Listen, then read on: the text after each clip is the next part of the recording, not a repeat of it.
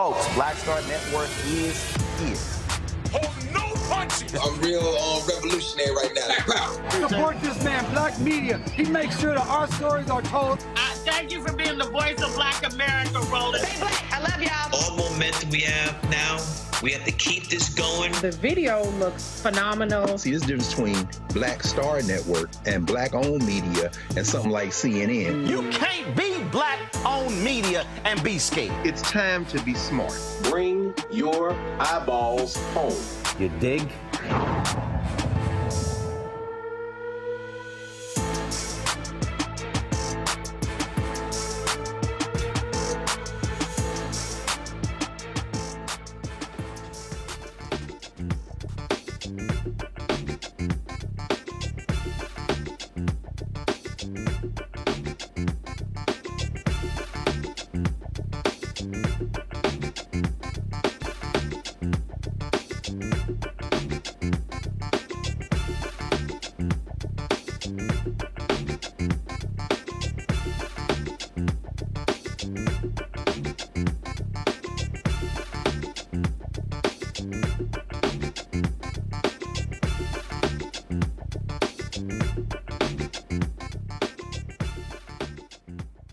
Today is Wednesday, June 26, 2024. Coming up on Roland Martin Unfiltered, streaming live on the Black Star Network. Today is the 11th anniversary of Shelby County versus Holder decision, where the Supreme Court significantly weakened the 1965 Voting Rights Act. We'll look at what lawmakers had to say and talk to Melanie Campbell, the president and CEO of the National Coalition on Black Civic Participation, about that very decision. Also, the Supreme Court says it is not a crime for state and local officials to take gifts valued at more than $5,000 from donors who benefited from an office official's efforts. Really? Also, last night, some big races all across the country, including a loss by Congressman Jamaal Bowman. We'll go over the election results. A Georgia judge gets removed from the bench after allegedly assaulting a police officer. Also, the first black female police chief in Louisville, Kentucky, has resigned after mishandling a sexual harassment claim. Plus, NFL Hall of Famer Emmitt Smith says Reggie Jackson's recent comments are proof that DEI programs are needed. Plus, Black-owned media in Atlanta pissed off with CNN for denying them credentials to tomorrow's presidential debate. The CBC PAC weighs in. It is time to bring the funk on Roland Martin Unfiltered on the Black Star Network. Let's go. He's got it. Whatever the miss, he's on it. Whatever it is, he's got the scoop, the fact, the find. And when it breaks, he's right on time and it's rolling. Best believe he's knowing. Putting it down from sports to news to politics. With entertainment just for kicks, he's rolling. It's on go, roll, y'all. It's Roland Martin, rolling with Roland now. He's funky, he's fresh, he's real, the best, you know he's Roland Martin now.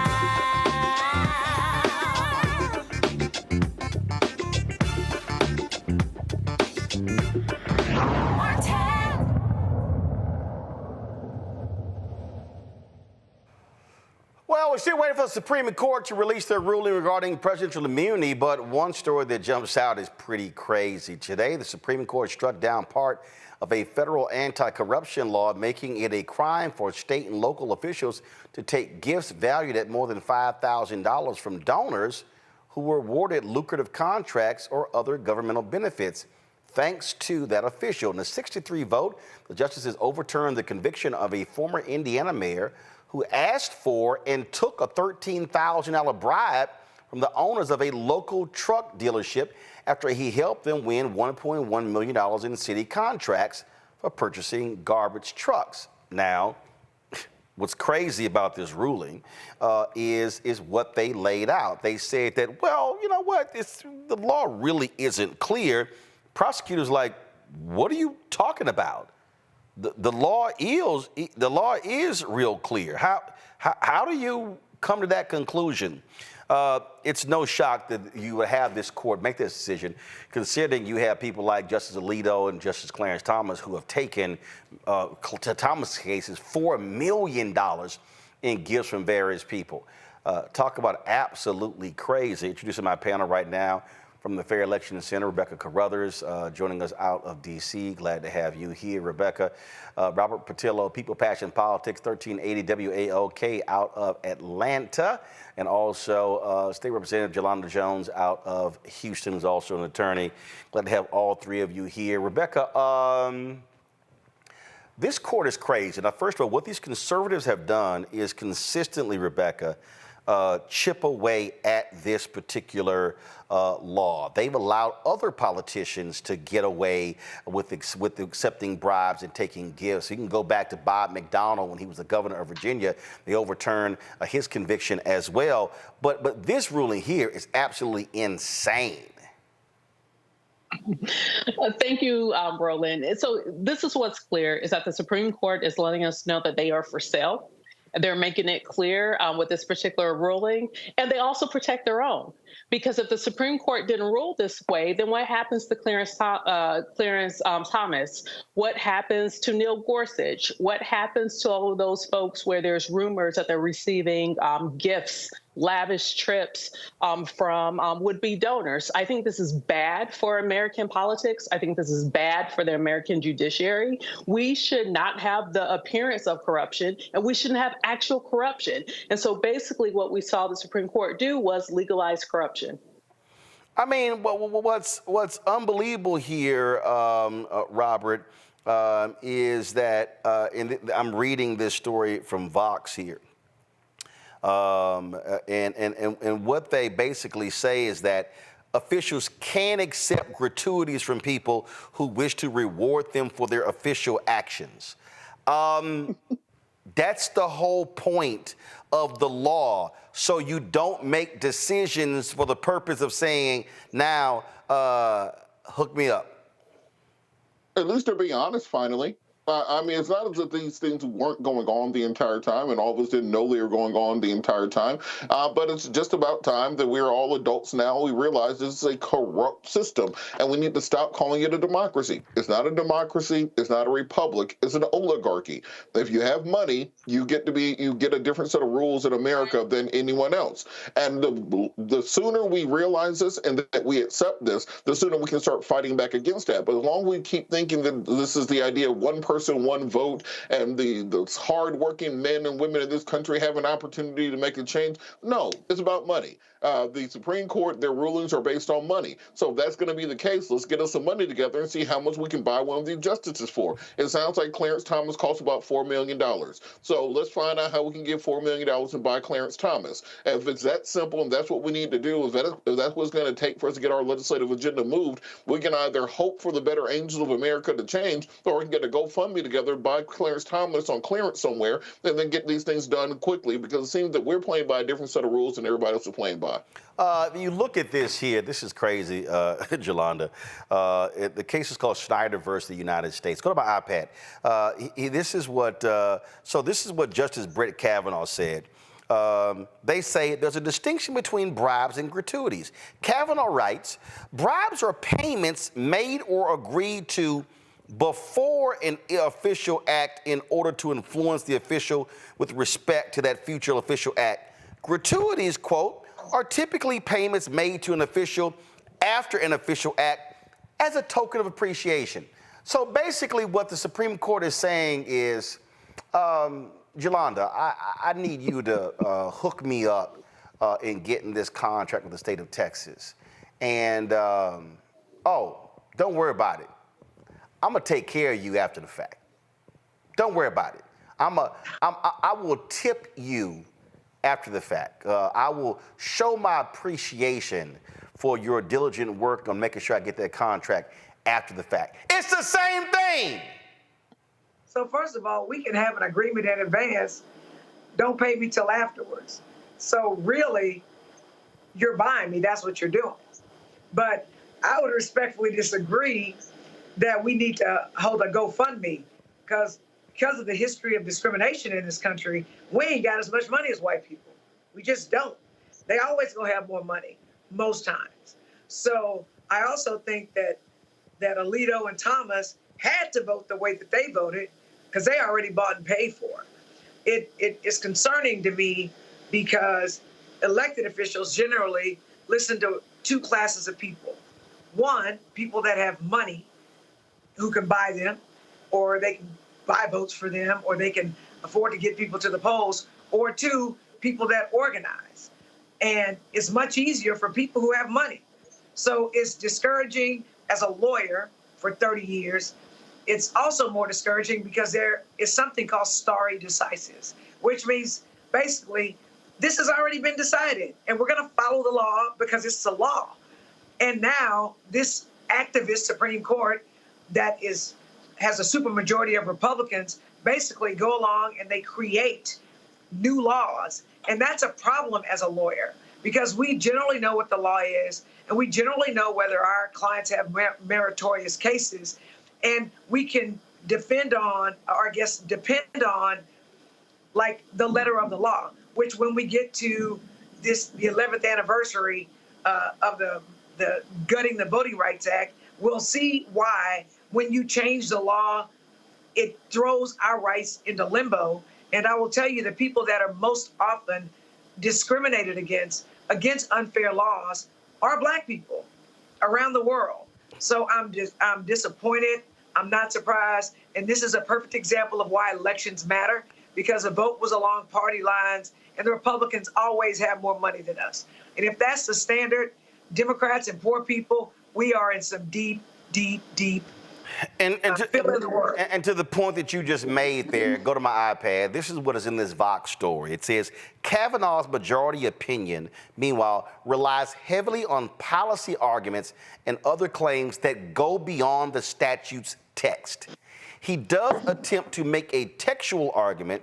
Kavanaugh notes that the statute at issue in Snyder, like a different statute that only concerns bribes, uses the word corruptly, but his best arguments are atextual. And that's the whole deal. So what this court is doing, they literally, as you said, they're making up their own rules. They're not even deciding cases based upon the case in front of them. Even we're waiting for this immunity decision. In the questions that they were raising questions and oral arguments that had nothing to do with the case in front of them. And so this ruling is really going to probably be this broader ruling that has nothing to do with the case in front of them. And Republicans always talk about activist judges. Well, what the hell do we have here than 6 conservative activist judges? Go ahead. Roland, may I say something as a lawyer? Generally, when things go on appeal, the only thing that matters are the 4 corners of the document, right? So the specific law. The Supreme Court historically is known for making very narrow decisions dealing with the specific portion of the law. So for them to go outside of the 4 corners of the document and bring in the arguments that were made in court and in the appeals all the way up is stuff that just hasn't been done before. And again, as a lawyer, it's scary because I don't know what the rules are. How can I play a game when the rules are being fixed, when the goal line is being moved? It's not right, and it's unjust, and quite frankly, it's un-American. If we want to use words that Republicans try to claim for their own. So it's an oxymoron. It's hypocritical when you have Republicans who cling onto the Constitution who are literally destroying the freaking document and its amendments. Absolutely. Go ahead.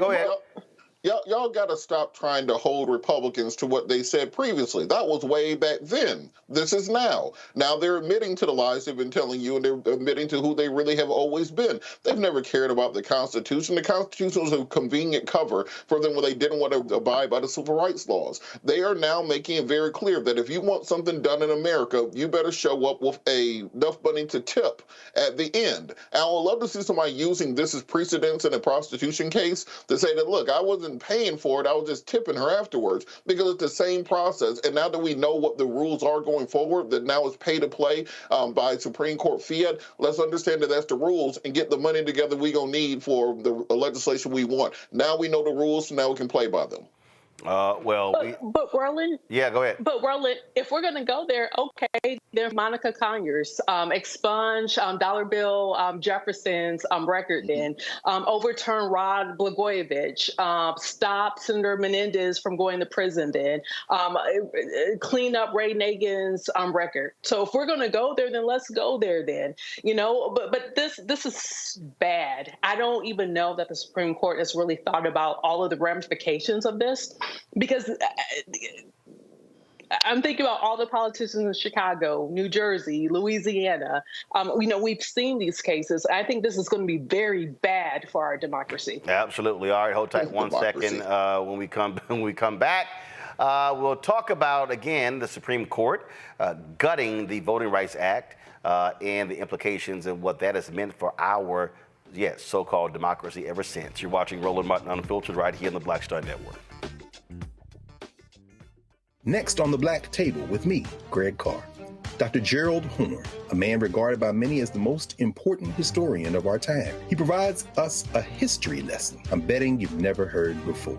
Texas enslavers who planned to continue the conflict even after Appomattox, even after the formal surrender of Robert E. Lee. Dr. Horne talks about his new book, The Counter-Revolution of 1836, Texas, Slavery, and Jim Crow, and the Roots of U.S. Fascism.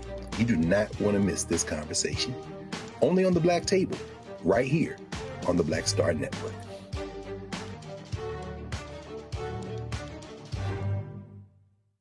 Hello, my brothers and sisters. This is Bishop William J. Barber II, co-chair of the Poor People's Campaign, a national call for moral revival, and president of Repairs of the Breach.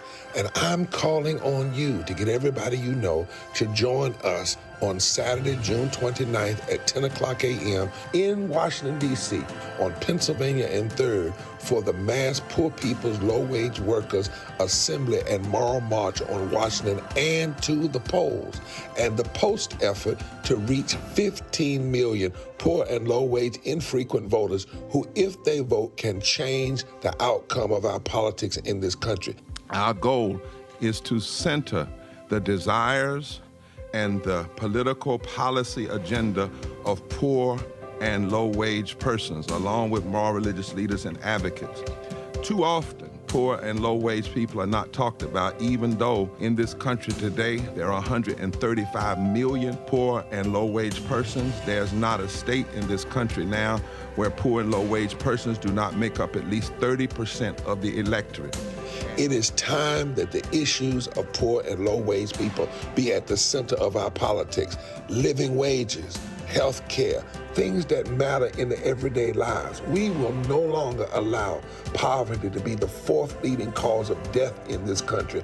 We must let our voices be heard. Join us. Go to our website, www.poorpeoplescampaign.org. RSVP. Get others to come. Get a bus, get a van, get on the train. Come and let our voices be heard and our votes be felt. Lift from the bottom so that everybody rises.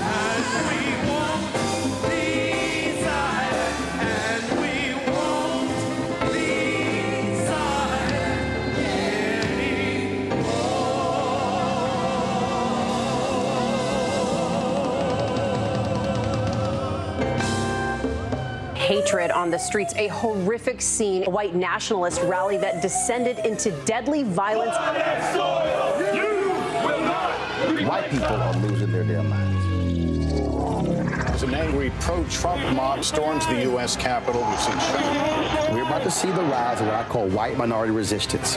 We have seen white folks in this country who simply cannot tolerate black folks voting. I think what we're seeing is the inevitable result of violent denial. This is part of American history. Every time that people of color have made progress, whether real or symbolic, there has been what Carol Anderson at Emory University calls white rage as a backlash. This is the rise of the Proud Boys and the Boogaloo Boys. America, there's going to be more of this. Here's all the Proud Boys, guys. This country is getting increasingly racist in its behaviors and its attitudes because of the fear of white people. The fear that they're taking our jobs, they're taking our resources, they're taking our women. This is white fear.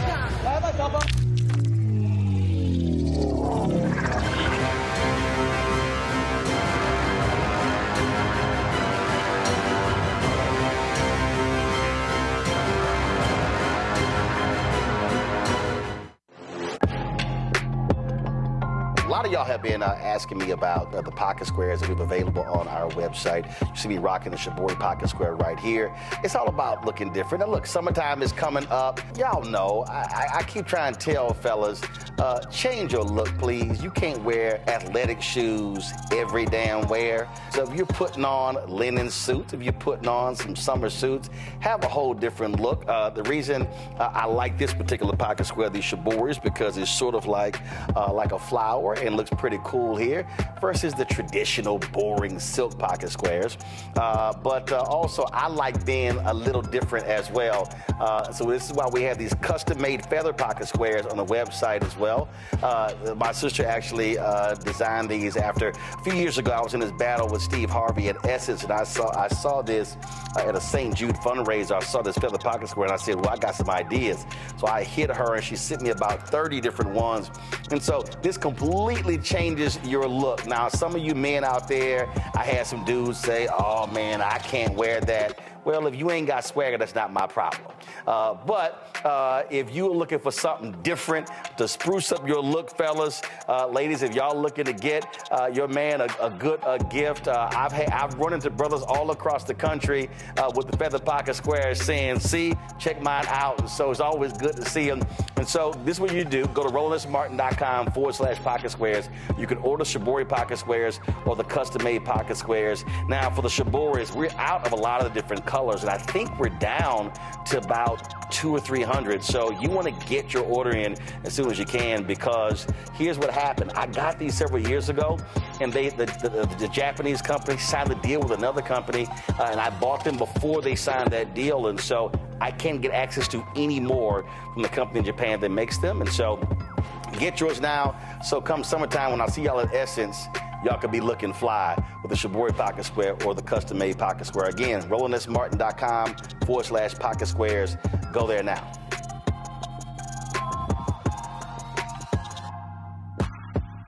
On a next, A Balanced Life, it takes a village to raise a child, and truer words have never been spoken. If you're raising a child, you know that it's a blessed challenge like no other.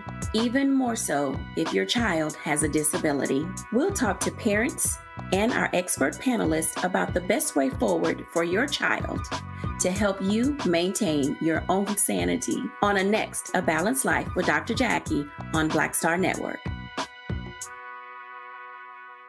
When you talk about blackness and what happens in black culture, we're about covering these things that matter to us, speaking to our issues and concerns. This is a genuine people-powered movement. There's a lot of stuff that we're not getting. You get it, and you spread the word. We wish to plead our own cause.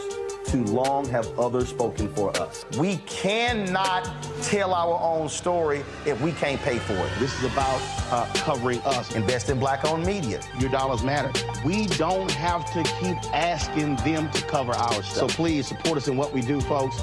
We want to hit 2,000 people, $50 this month, raise $100,000. We're behind 100,000, so we want to hit that. Y'all money makes this possible. Check some money orders. Go to P.O. Box 57196, Washington, D.C. 20037-0196. The Cash App is $RM Unfiltered. PayPal is R Martin Unfiltered. Venmo is RM Unfiltered. Zelle is Roland at RolandSMartin.com.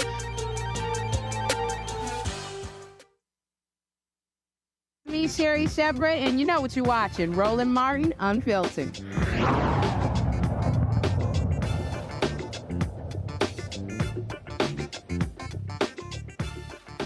Well, Monday was the anniversary of the Dobbs decision overturning Roe v. Wade. Today is the anniversary of the Shelby v. Holder decision, which 11 years ago, Supreme Court gutted the 1965 Voting Rights Act, Section 5, which required jurisdictions with a history of discrimination against minority voters to seek approval from the DOJ before changing voting laws. Well, you know, as soon as that came down, ooh, Lord, the Republicans lost their mind. It was Chief Justice John Roberts who said the pre-clearance requirement was unnecessary because voter discrimination was less prevalent than it had once been.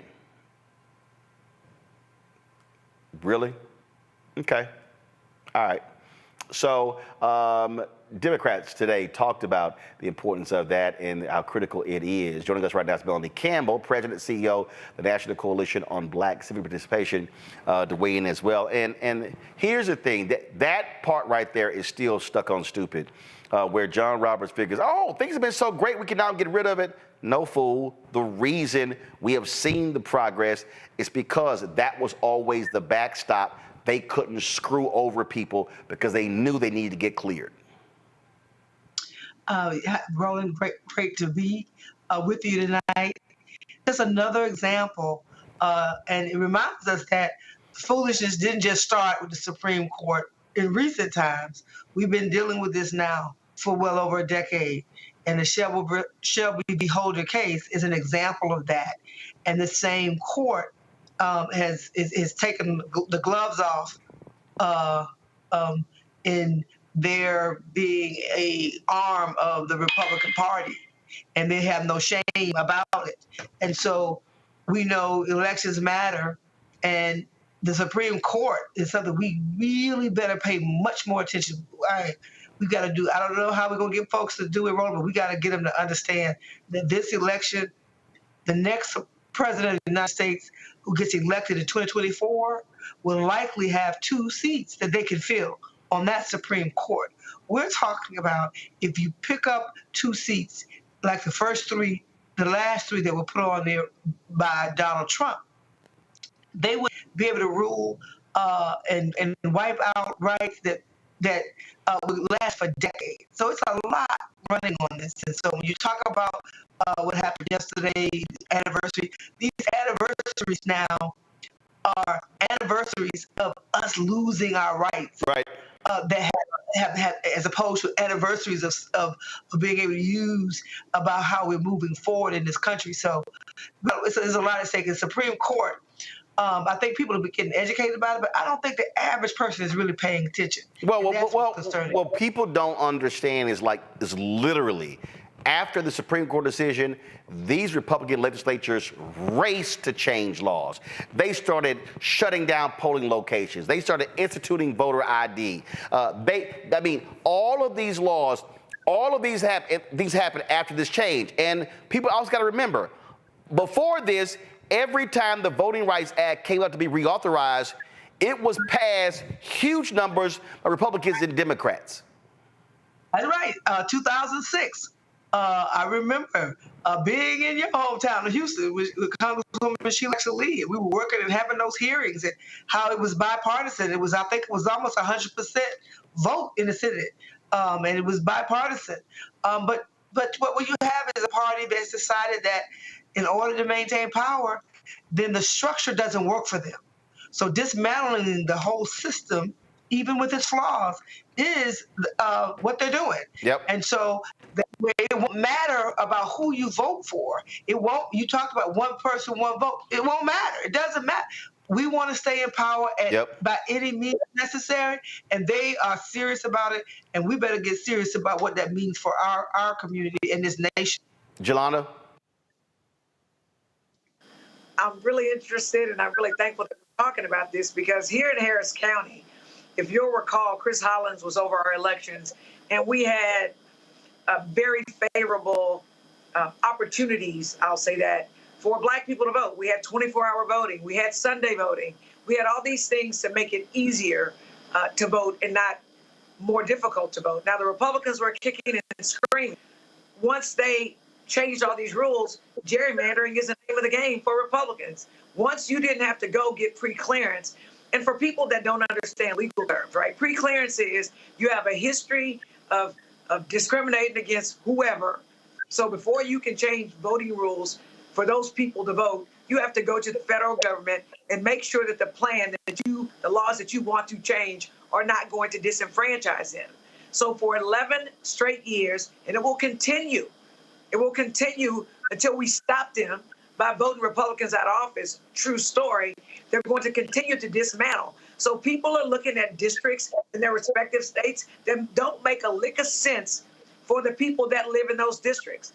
And they make it where it's more difficult for minorities to go vote, especially Black people. And I'll also say this, right now it's 6-3. I used to be on this show called Survivor. I did not understand math.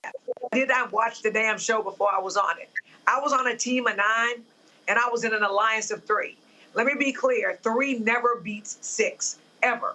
That's exactly what we have on the Supreme Court right now. Before Donald Trump was elected and put on 3, the Republicans had 3 votes on the Supreme Court. The Democrats had the 6. Now, when Donald Trump replaced 3 people, it's now 6-3. 2 of the justices are going to leave during the next presidency, which is important why we need a Democrat president, because they get to replace 2. So if you take the 6 that the Republicans have now on the court, because as someone said before, the Supreme Court is just another arm of the right-wing Republican Party. You take 2 from 6, you get 4, and then you add 3 to the add 2 to the 3 we have, it would be 5-4. At least we have a chance to preserve some of our democracy and some of the fairness. So absolutely, the courts are on the ballot. They're on, and I suspect that as the Supreme Court listens to more cases, more of the rights that our predecessors, that our ancestors fought for us to have, that Thurgood Marshall fought for us to have, that Rosa Parks fought for us to have, that Martin Luther King fought for us to have, we're going to lose those rights. And trust and believe, Black people, you think that it can get worse? It absolutely can. So we have got to teach Black history and DEI so people can understand how we're going backwards, because what we have is a lot of people who are blinking and they're not paying attention to the big picture. Melanie? Ditto, my sister, right? We're really at war, Roland. This is not whether the pendulum swings. You just, oh, well, you know, the pendulum will swing. There's not going to be a pendulum to swing back. If what they're continuing to do with these cases in the Supreme Court, and they stack the courts, and yes, the Biden-Harris administration has definitely replaced a lot of judges, but not enough, especially in the South where we are, especially where a lot of these things are happening. And so the reality that folks will be able to indiscriminately continue. Georgia just passed a whole other set of rules. Because, Roland, you know, they look at how we vote, and then every cycle, they look at how we vote, and depending on who's in control, the state legislature and the governor's office, they decide how, if they're in a red state, not just a fact, I'm not being partisan, just facts, then they figure out, okay, well, how do we make sure that the next time they vote, that we can make sure that we suppress even more votes. Yep. And so that's where we are. And so this Supreme Court, if they have the ability to put 2 more justices on that court, it's a new day, and it's not a good day for our community, because the other part of it, folks are already setting up in case their candidate doesn't win to try to come after and still come back and try to nullify if their candidate doesn't win. And I'm talking about the Republican Party. I'm not advocating, because I am nonpartisan, but I can read and I can pay attention. And we got to make sure our people are paying attention to how we know the economic situation is dire in our community. Every lever of upward mobility is under attack. It's on the ballot. Diversity, equity, inclusion is on the ballot. Voting rights, women's rights, the ability for us to organize as labor unions, anything that impacts the masses with a multiracial a country that we have is under attack. They want a small group of people who have means, rich folks who have means to control. Last I checked, that is an autocracy, oligarchy, whatever, right?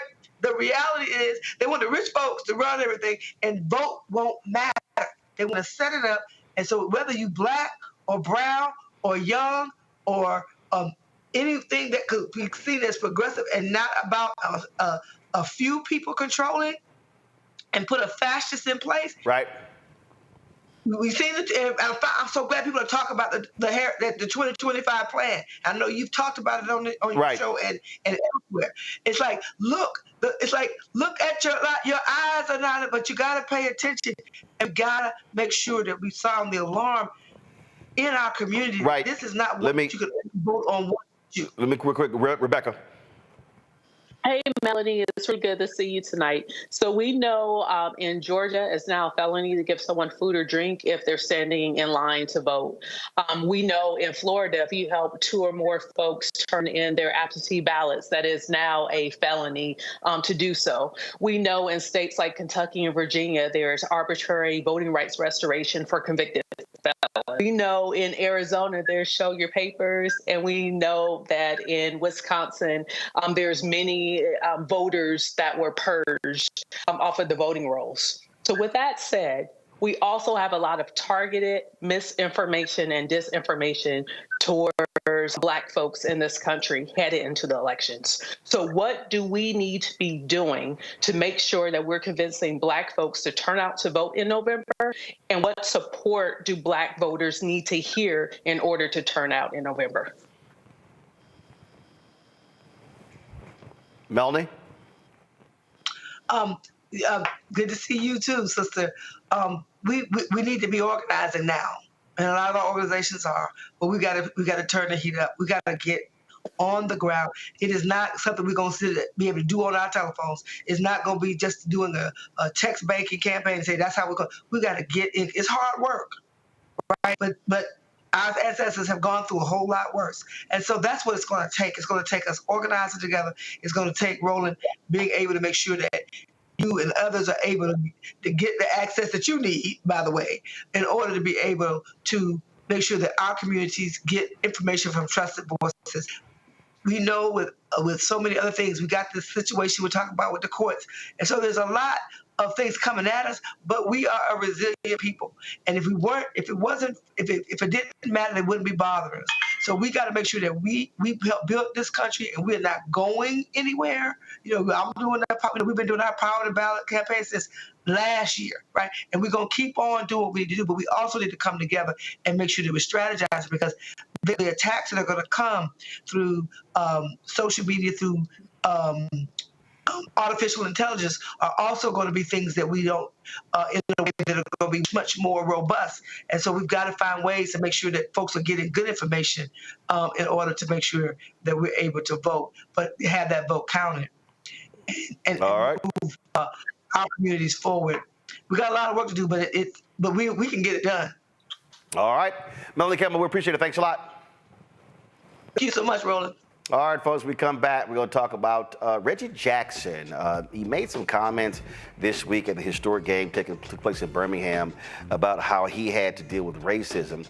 But also, he did another Q&A where he talked about Bear Bryant, how he straight told him to his face that he was a nigger. Oh, wait till we play for you that video. You're watching Roland Martin Unfiltered on the Black Star Network. Support the work that we do. Join our Bring the Funk fan club. The goal is to get 20,000 of our fans contributing on average $50 each a year, $4.19 a month, 13 cents a day. Send your check and money order to P.O. Box 57196, Washington, D.C. 2003 7-0196. Cash App, $RM Unfiltered, PayPal, R Martin Unfiltered. Venmo is RM Unfiltered. Zelle, Roland at RolandSMartin.com. Roland at RolandMartinUnfiltered.com. We'll be right back.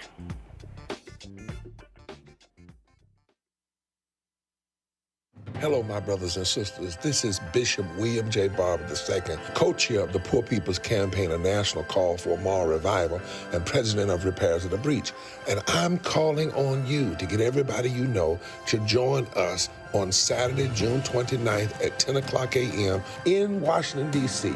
on Pennsylvania and 3rd for the mass Poor People's Low-Wage Workers Assembly and Moral March on Washington and to the polls, and the post effort to reach 15 million poor and low-wage infrequent voters who, if they vote, can change the outcome of our politics in this country. Our goal is to center the desires and the political policy agenda of poor and low-wage persons, along with moral religious leaders and advocates. Too often, poor and low-wage people are not talked about, even though in this country today, there are 135 million poor and low-wage persons. There's not a state in this country now where poor and low-wage persons do not make up at least 30% of the electorate. It is time that the issues of poor and low-wage people be at the center of our politics.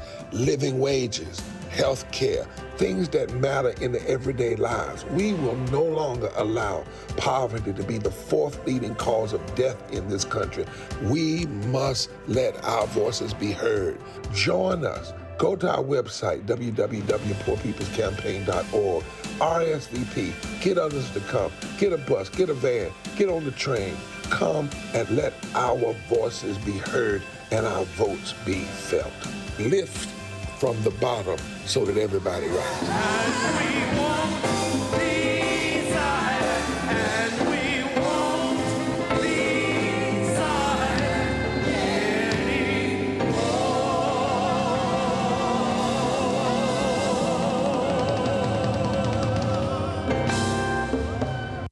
Hey, it's John Murray, the executive producer of the new Sherry Shepherd Talk Show. And you're watching Roland Martin Unfiltered.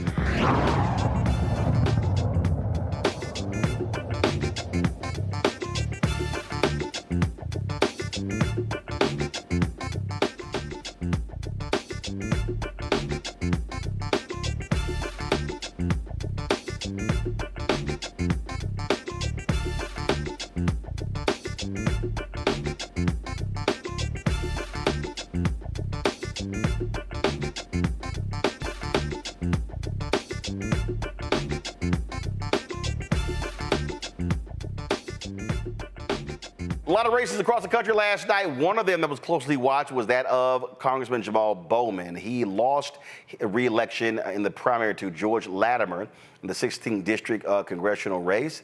According to the ad tracking at Impact, the race between Bowman and Latimer drew more than $25 million in ad spending, a lot of that from AIPAC. It was the most expensive House primary in history. That's right, in history. Last night, here's Bowman conceding defeat, but promising that the broader fight for humanity and justice will continue.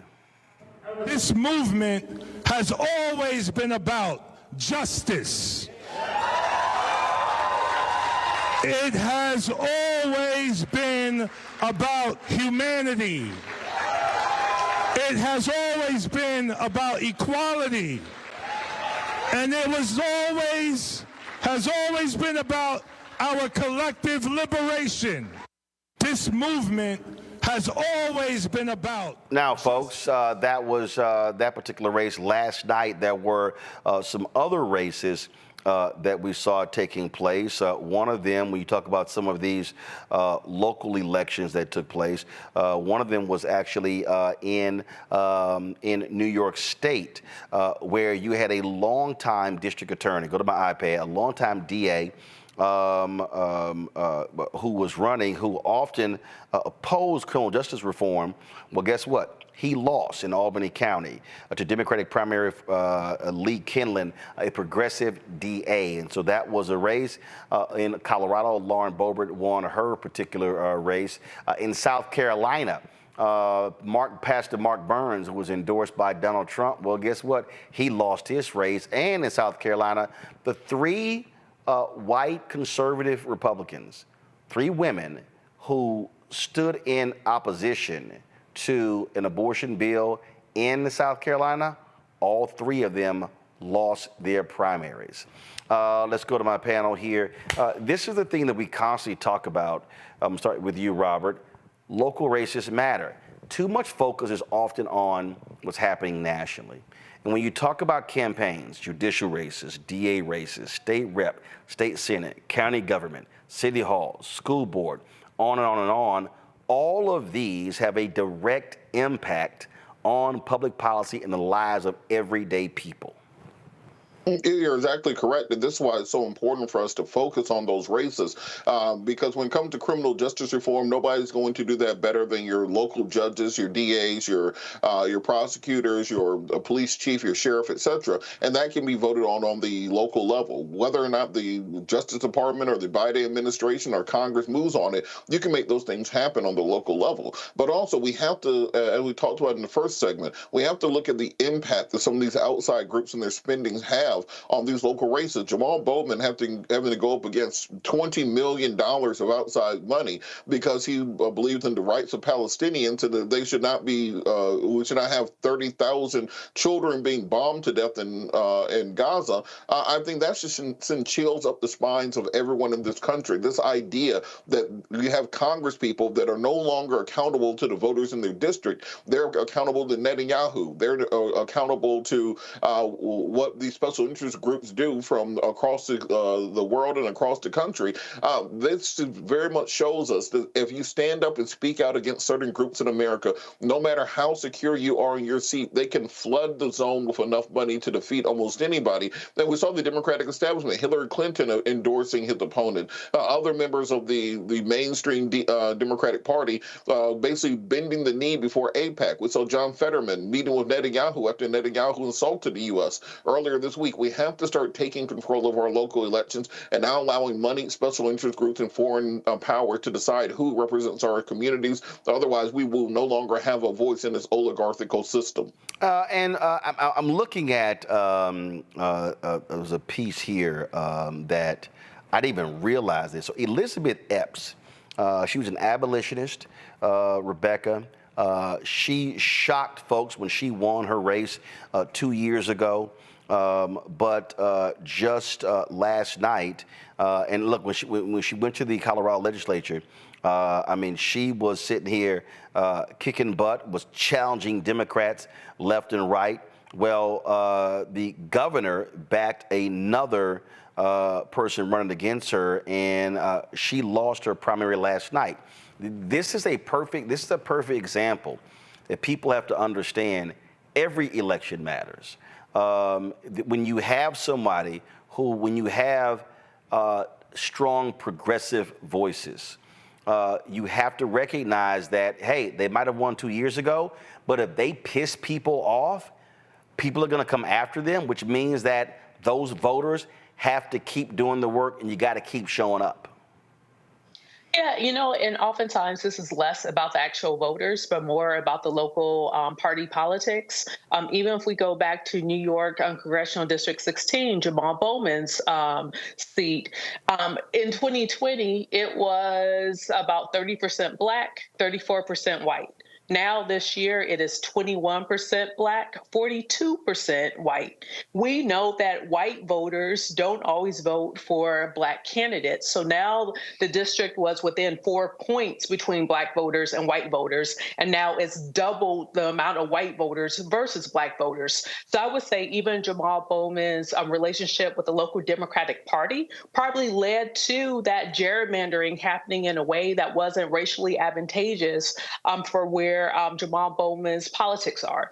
And I would be curious looking at Epps' seat to see if there was a redrawing of her particular political subdivision and to understand what that racial makeup is. And I say that to say is that we talk about Republicans playing dirty, but also Democrats play dirty too. And when it comes to these primaries, we're seeing that the progressive voices are being overshadowed by more of the mainstream voices. Even seeing what Hakeem Jeffries' staff and Hakeem Jeffries' office itself said about Jamaal Bowman and trying to paint Jamaal as being anti-Semitic when you and I both know that Jamaal Bowman is not anti-Semitic.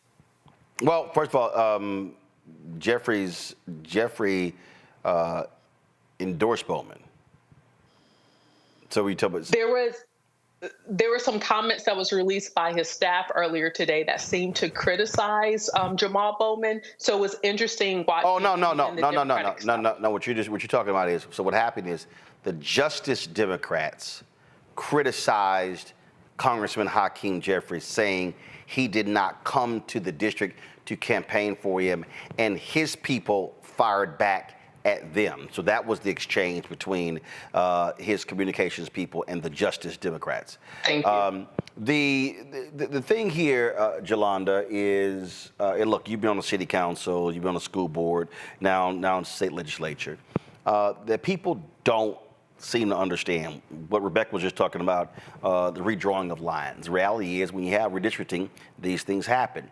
What people don't realize is people, when they look at maps, it's about how can you maximize power. And so we're just going to take Houston for an example. You had efforts to redefine and how do you redraw school district boundaries. That was before the Texas Education Agency and the state Republicans took the district over. You have a community college where you had folks sitting here, and what they do is they study the maps and, okay, if we can take a percentage here and a percentage here and move folks around, how do you configure maps to guarantee victories? We see those things happening.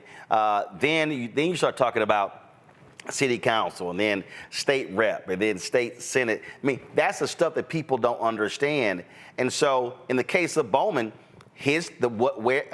the district that he ran in 2024 was totally different than when he beat Elliot Engel in 2020. And so you also have to make adjustments when you're running, when these things happen, because the agenda that you might be advocating for 4 years ago no longer fits the district that you're now in. You are speaking truth to power. It's like what they tried to do with Congressman Al Green and Congresswoman Sheila Jackson Lee. They literally tried to combine those and lose a black seat. You know, thankfully, we had some people in the legislature who had a lot of seniority, which matters in the Texas legislature, and they were able to prevent that. But Congresswoman Jackson Lee's district was totally different. They got rid of some black people. It's still a 70%, like I think, minority district, but it's not like it was a safe black Democratic seat. With Congressman Green, they gave him more Hispanics. So they're doing stuff to little by little chip away. And what people don't understand is that local politics, the elected officials locally are more likely to know what's going on in your neighborhood, what's wrong. But I think that what we need to do as elected officials is we need to pay attention, like Roland said, to these new lines. And if they give us new territory, we need to go and we need to speak with those people, listen to their issues so that we can address those issues. So the campaign that I run this year is not going to be the same campaign as I ran 2 years ago. So they do make it very different, but it's discouraging to know that you can buy elections, which again is why the Shelby v. Holder decision was problematic, because it allowed outside interests, as has been said before, to come in and buy elections.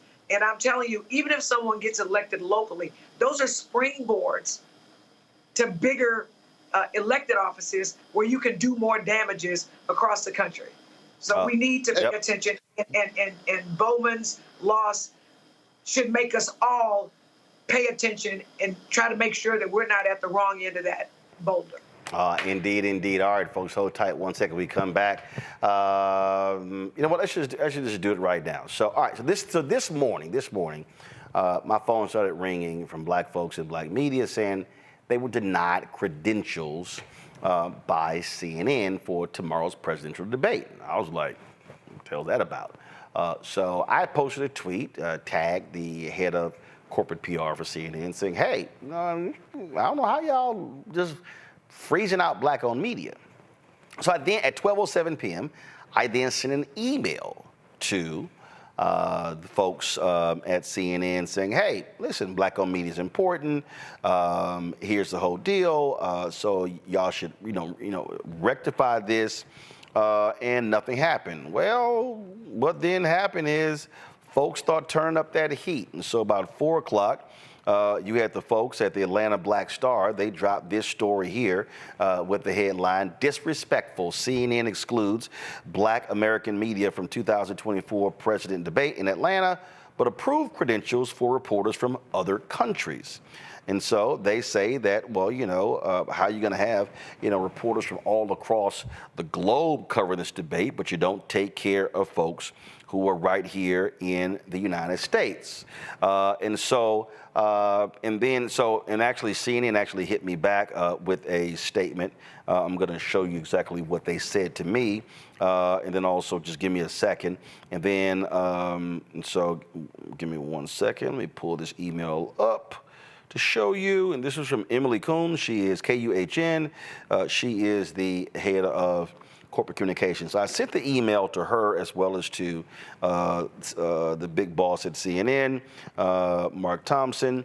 And so she goes, "Hi, Roland. Thank you for the note. We're welcoming more than 800 journalists from around the world to Atlanta this week to cover the CNN presidential debate. Information about how to apply for media credentials was made available to the public on May 15th in the announcement and confirmation of a debate. Unfortunately, due to size and security constraints, we were unable to accommodate additional credential requests following our June 7th application deadline, which was also communicated. There have been many requests for credentials since June 7th, and again, due to size and security constraints, we're simply unable to accommodate Emily." And so that's what she actually, sent to me there. Now, the Congressional Black Caucus Political Action Committee, well, they weighed in, and this is the statement that they dropped. This came from Congressman Gregory Meeks. It said, "Today, on behalf of the Congressional Black Caucus, CBC PAC Chairman Representative Gregory Meeks released the following statement admonishing CNN for excluding Black-owned media from covering the CNN presidential debate and calling on CNN to act immediately to credential a minimum of 10 Black-owned media outlets.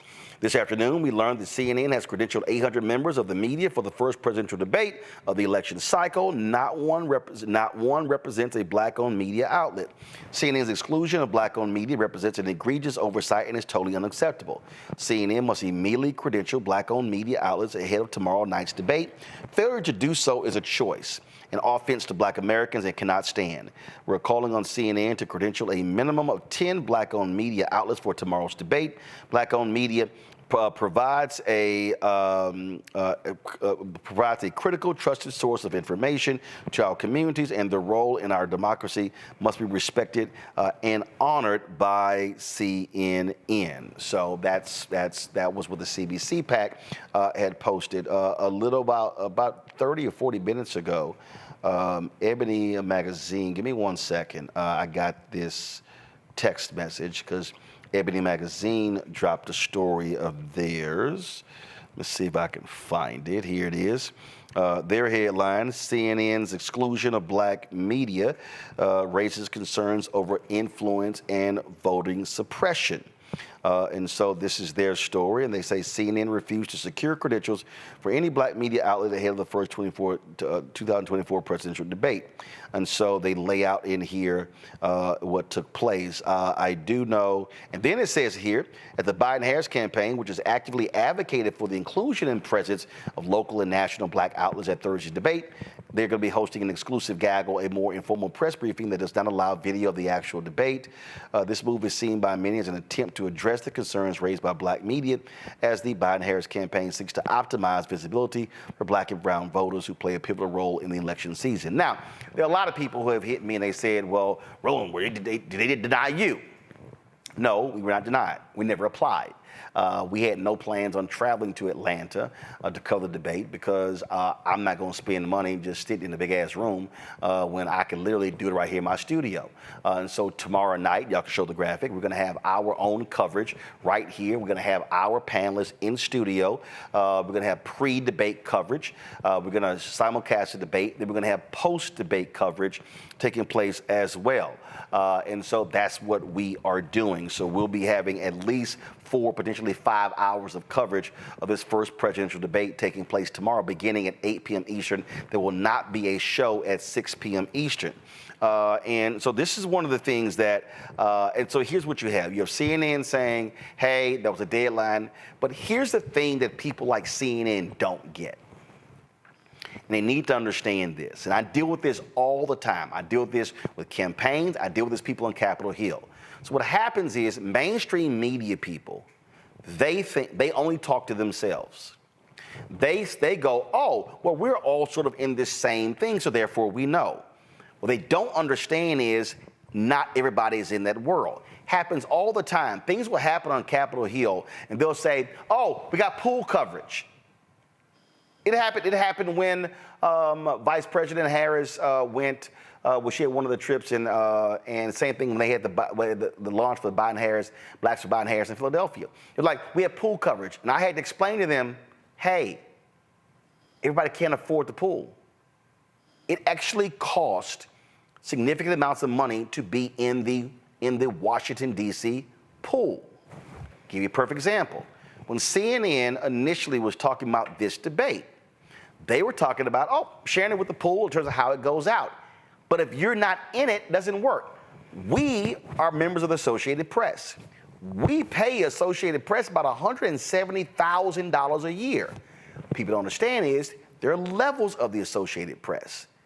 So there are a lot of things that we will see. It says U.S. out, meaning no U.S. outlet can stream that particular event. We deal with that all the time.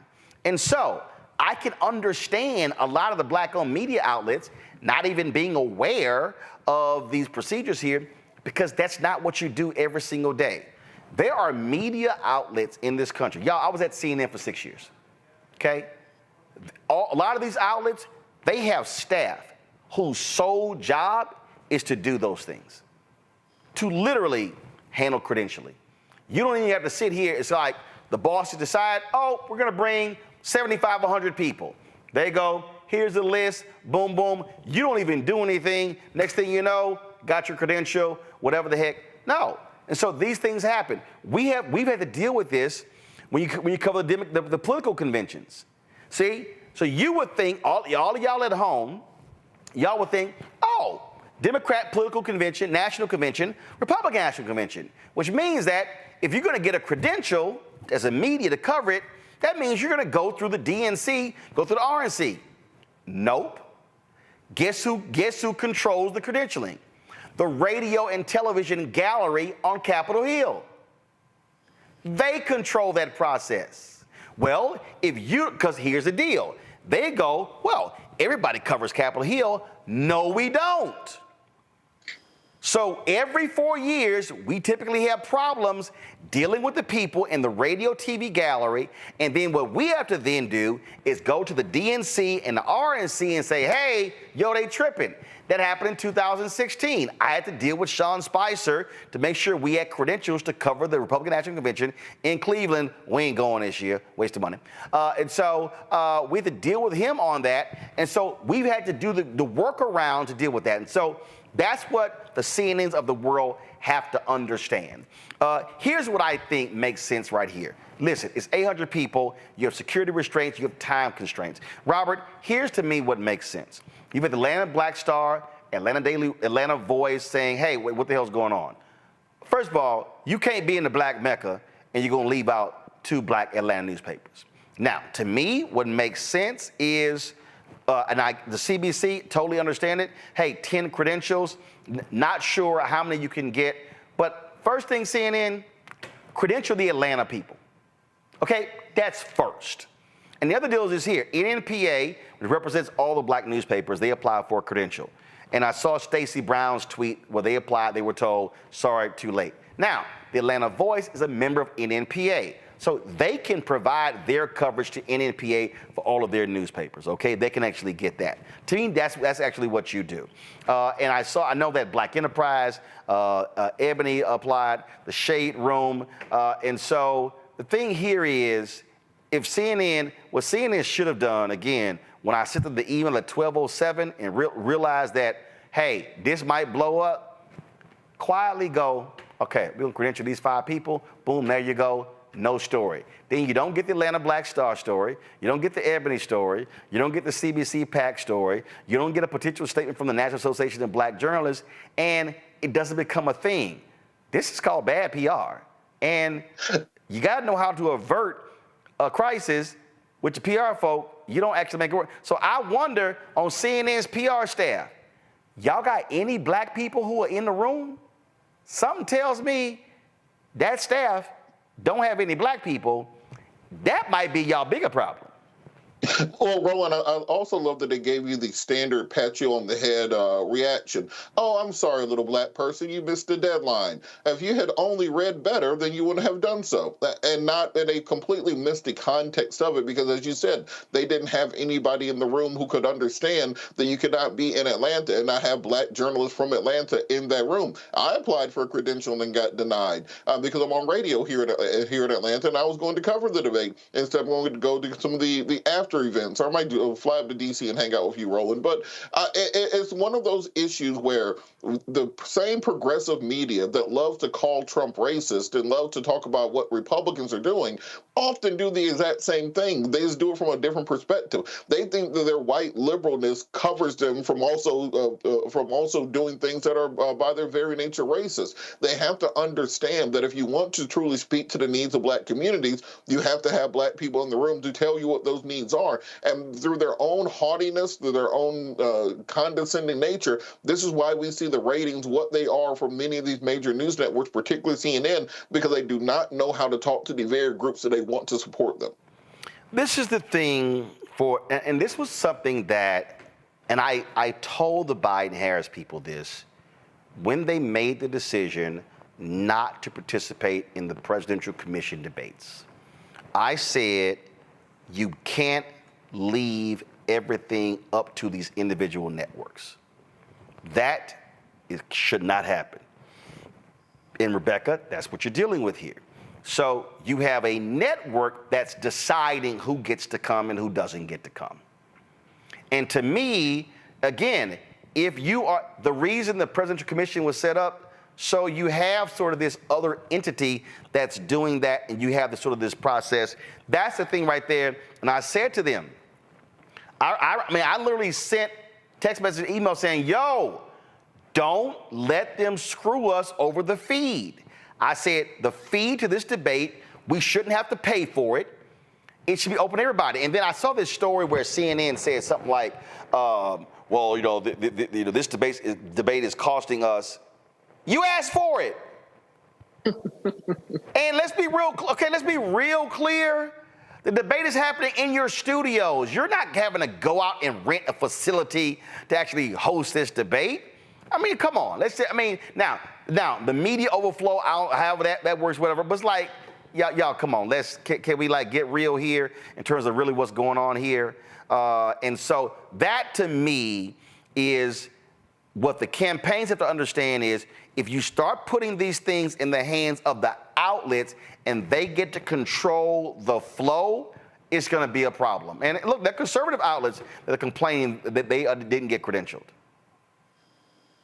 Yeah, CNN is really showing some incompetence with their coverage and what they're going to do with the presidential debate tomorrow. But here's the other thing. CNN is headquartered in Atlanta. How do they not have existing relationships with black media in Atlanta? That's why I'm asking myself. Well, no. First of all, I'll tell you why, because let's be real. First of all, let me be real clear. When Jeff Zucker was controlling CNN, he gutted CNN in Atlanta. And CNN in Atlanta, they moved all the shows to New York. They completely gutted. They had minimal folks there. They're no longer in the CNN Center connected to the Omni Hotel. They're now in Techwood. So the footprint of CNN has dramatically decreased. So the relationship that CNN used to have with Atlanta, that is not the relationship that they have today. You're not talking, CNN used to be headquartered in Atlanta. Jim Walton was the president he was the worldwide CEO of CNN. His office was in Atlanta. The leader of CNN is in Hudson Yards in New York. And that's part of the problem. Right. If that's the case, then why didn't they just do this in New York? I'm assuming that the people they have in the New York office will be a lot more competent in the intentional outreach that they should be doing ahead of this presidential debate tomorrow night. But this is also going back to the reason why we need to have the structured debate where everyone knows what the process is, how to get involved to cover the debate, who gets to be in attendance for the debate. That was the whole point of the Presidential Debate Commission. So it sounds like we really should be going back to that system instead of allowing third-party groups who have different points of view or even have a different set of interests other than just providing the debate to the American people. This simply doesn't make sense, and there has to be a better way, and we've seen a better way in previous presidential cycles. Jolanda? So some things come to my mind. One, they don't really care about us is the first thing that comes to my mind. Second thing that comes to my mind, Roland, is CNN's cultural incompetency is shown in what they did. I'm not convinced that they really do want progressive ideas, because just like the Democratic Party, they need Black people but have no clue about how to get us. But it also tells me that CNN doesn't care about Black people hearing about the presidential debates, because I'm not convinced they want us to turn out to vote. And I think that they absolutely appreciate how important Black media is to Black people and Black voter turnout. So I think that they're very polite. Basically, the Black people don't know how to get a credential, and that's why they ain't here, is the tropism that white folks always do to us. And at least with Republicans, I know they're coming for me. The problem with Democrats and progressives is they appear to be our friends, and they think they're our friends, but they treat us just as bad and sometimes worse than the Republicans, because as you hugging me, telling me you support me, you stabbing me in the back. This is not a hard fix, y'all. It's really not a hard fix. It's not. Again, this is what, if you're the PR folks, you don't want to have a PR problem. You shouldn't have allowed this story to get to the point where it is right now. And I'll say this here, if they don't come up with a fix tonight, guess what? It's going to escalate tomorrow. We need to boycott. Black folks need to boycott CNN. I don't know if they want Black people to watch it. Well, actually, if you look at their ratings, I think that's already happened. We need to do it more. You've seen, I mean, look, they don't have one show that gets 1 million viewers. They lag far behind Fox and MSNBC. But again, this is not hard. And this is what I will say to CNN. This is real simple. Who do y'all have in the room? I'm telling y'all right now. I was at CNN for 6 years.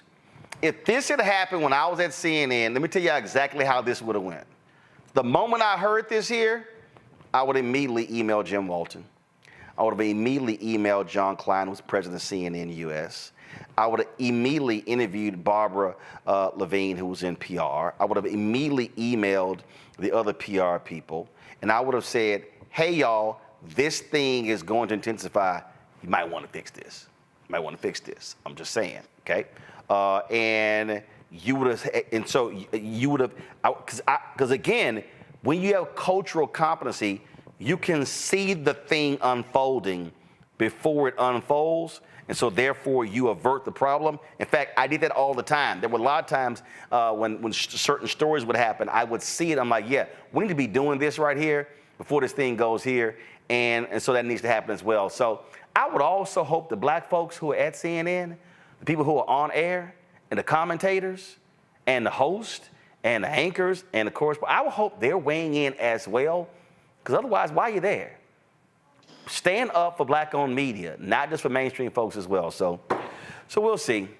All right, y'all, going to a break. We come back. Let's talk about Reggie Jackson and the comments that he made last week. People are still talking about.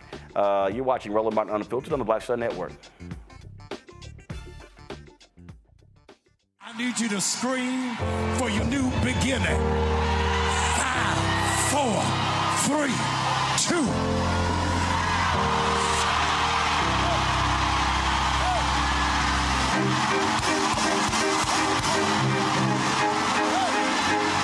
I need you to shout for it. I need you to shout for it. It won't always be like this. Sooner or later, it's gonna work in your brother's favor, in your sister's favor. They shall not die. They shall not die. They shall not die. I want you to embrace somebody and tell them welcome to the greatest season of your life. Hug somebody, welcome.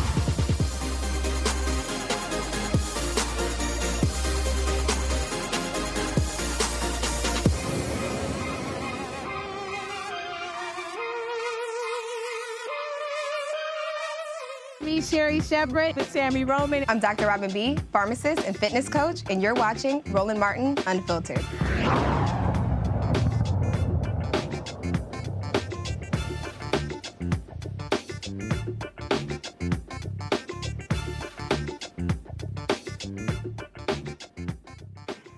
folks, Hall of Famer Emmitt Smith says the recent comments from Reggie Jackson further emphasize the need for diversity, equity, and inclusion programs in the country. Last week, the Hall of Famer in baseball, Reggie Jackson, recounted his experience dealing with racism when he was in Birmingham for the MLB game around Juneteenth, which took place at Rickwood Field in Birmingham, the country's oldest professional baseball park in the United States and the former home of the Birmingham Black Barons of the Negro Leagues.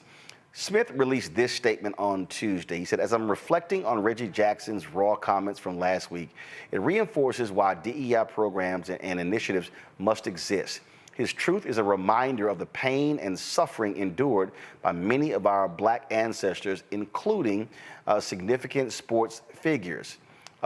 Few legends, he says, few legends like him are alive to share their stories and shed light on the racist history of this. This is why DEI is so vital for the progress of this nation. People with power, money, and influence must acknowledge these horrifying times when America failed Black people and Black and brown people to dismantle the systematic racial systems that still exist today. These stories must be heard so we don't continue to make the same mistakes over and over and over again. Now, in case you missed what Reggie Jackson said, we're going to play a couple of bites because there's a new bite that you may not have seen. And so this right here, so actually go to my iPad. So this is the statement that Reggie Jackson made on the Major League Broadcast conversation. Reggie, the baton has been passed for over a century here. We've been talking earlier about if it wasn't for the Willie Mays, the Jackie Robinson, the Reggie Jacksons, the three of us wouldn't have an opportunity to play. How emotional is it for you to come back to a play that you played with one of the greatest teams around? Alex, when people ask me a question like that, it's like coming back here is not easy. The racism that I played here, when I played here, the difficulty of going through different places where we traveled. Fortunately, I had a manager and I had players on the team that helped me get through it. But I wouldn't wish it on anybody. People said to me today, I spoke, and they said, you think you're a better person? You think you won when you played here and conquered? I said, you know, I would never want to do it again. I walked into restaurants and they would point at me and said, can't eat here. I would go to a hotel and they say, then can't stay here. We went to Charlie Finley's country club for a welcome home dinner and they pointed me out with the N-word. He can't come in here. Finley marched the whole team out. Finally, they let me in there. He said, we're going to go to the diner and eat hamburgers. We'll go where we're wanted.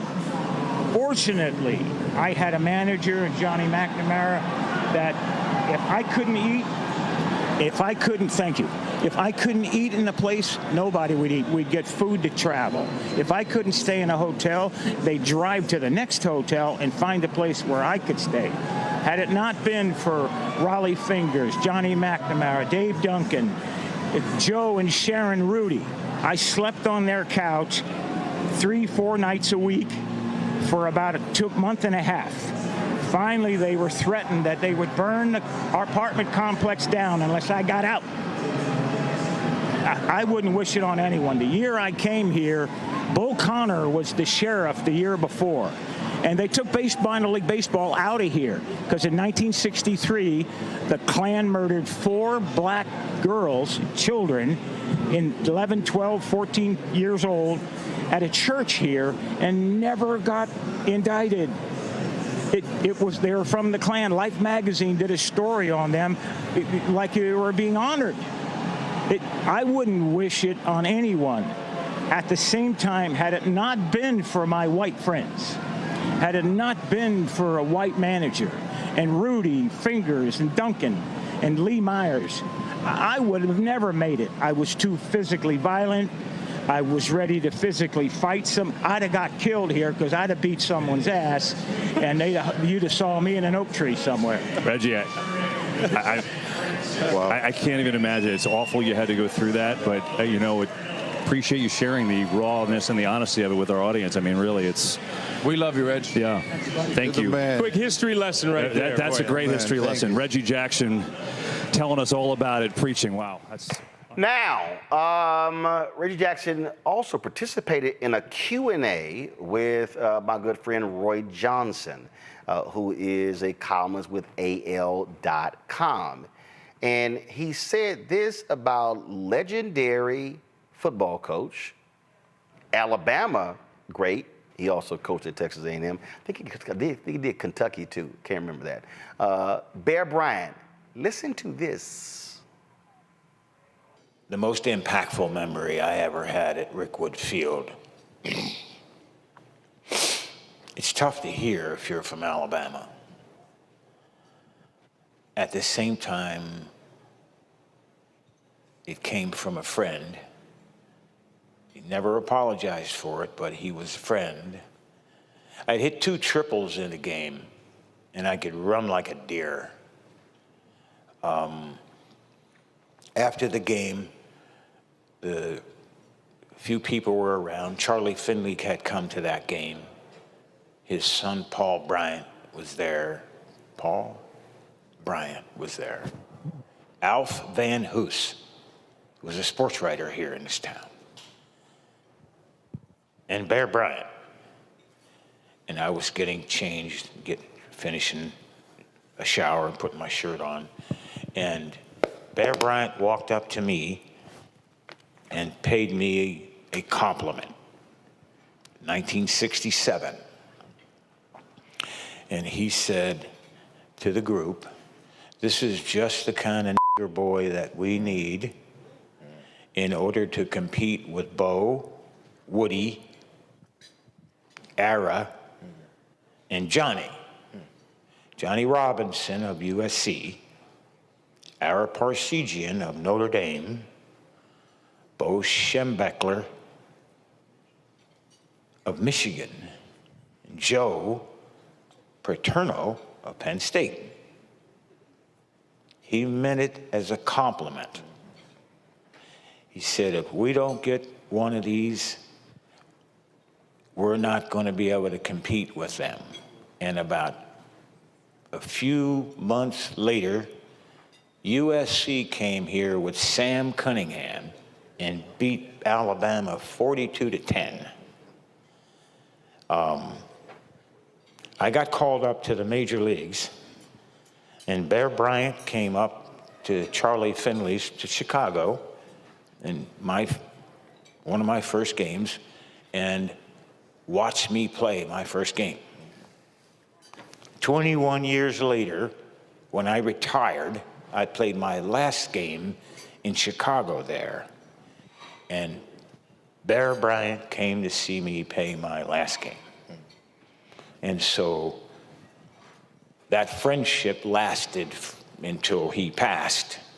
But that was the most impactful thing that happened to me in Rickwood Field. Now, a lot of us remember the story of Bear Bryant talking about trying to convince those folks in Alabama that he should recruit black players, and how when they played USC, they got their asses whooped. But Rebecca's a lot different to hear Reggie Jackson talk about how this man put his hand on his shoulders and said, "Man, we need a nigga like this."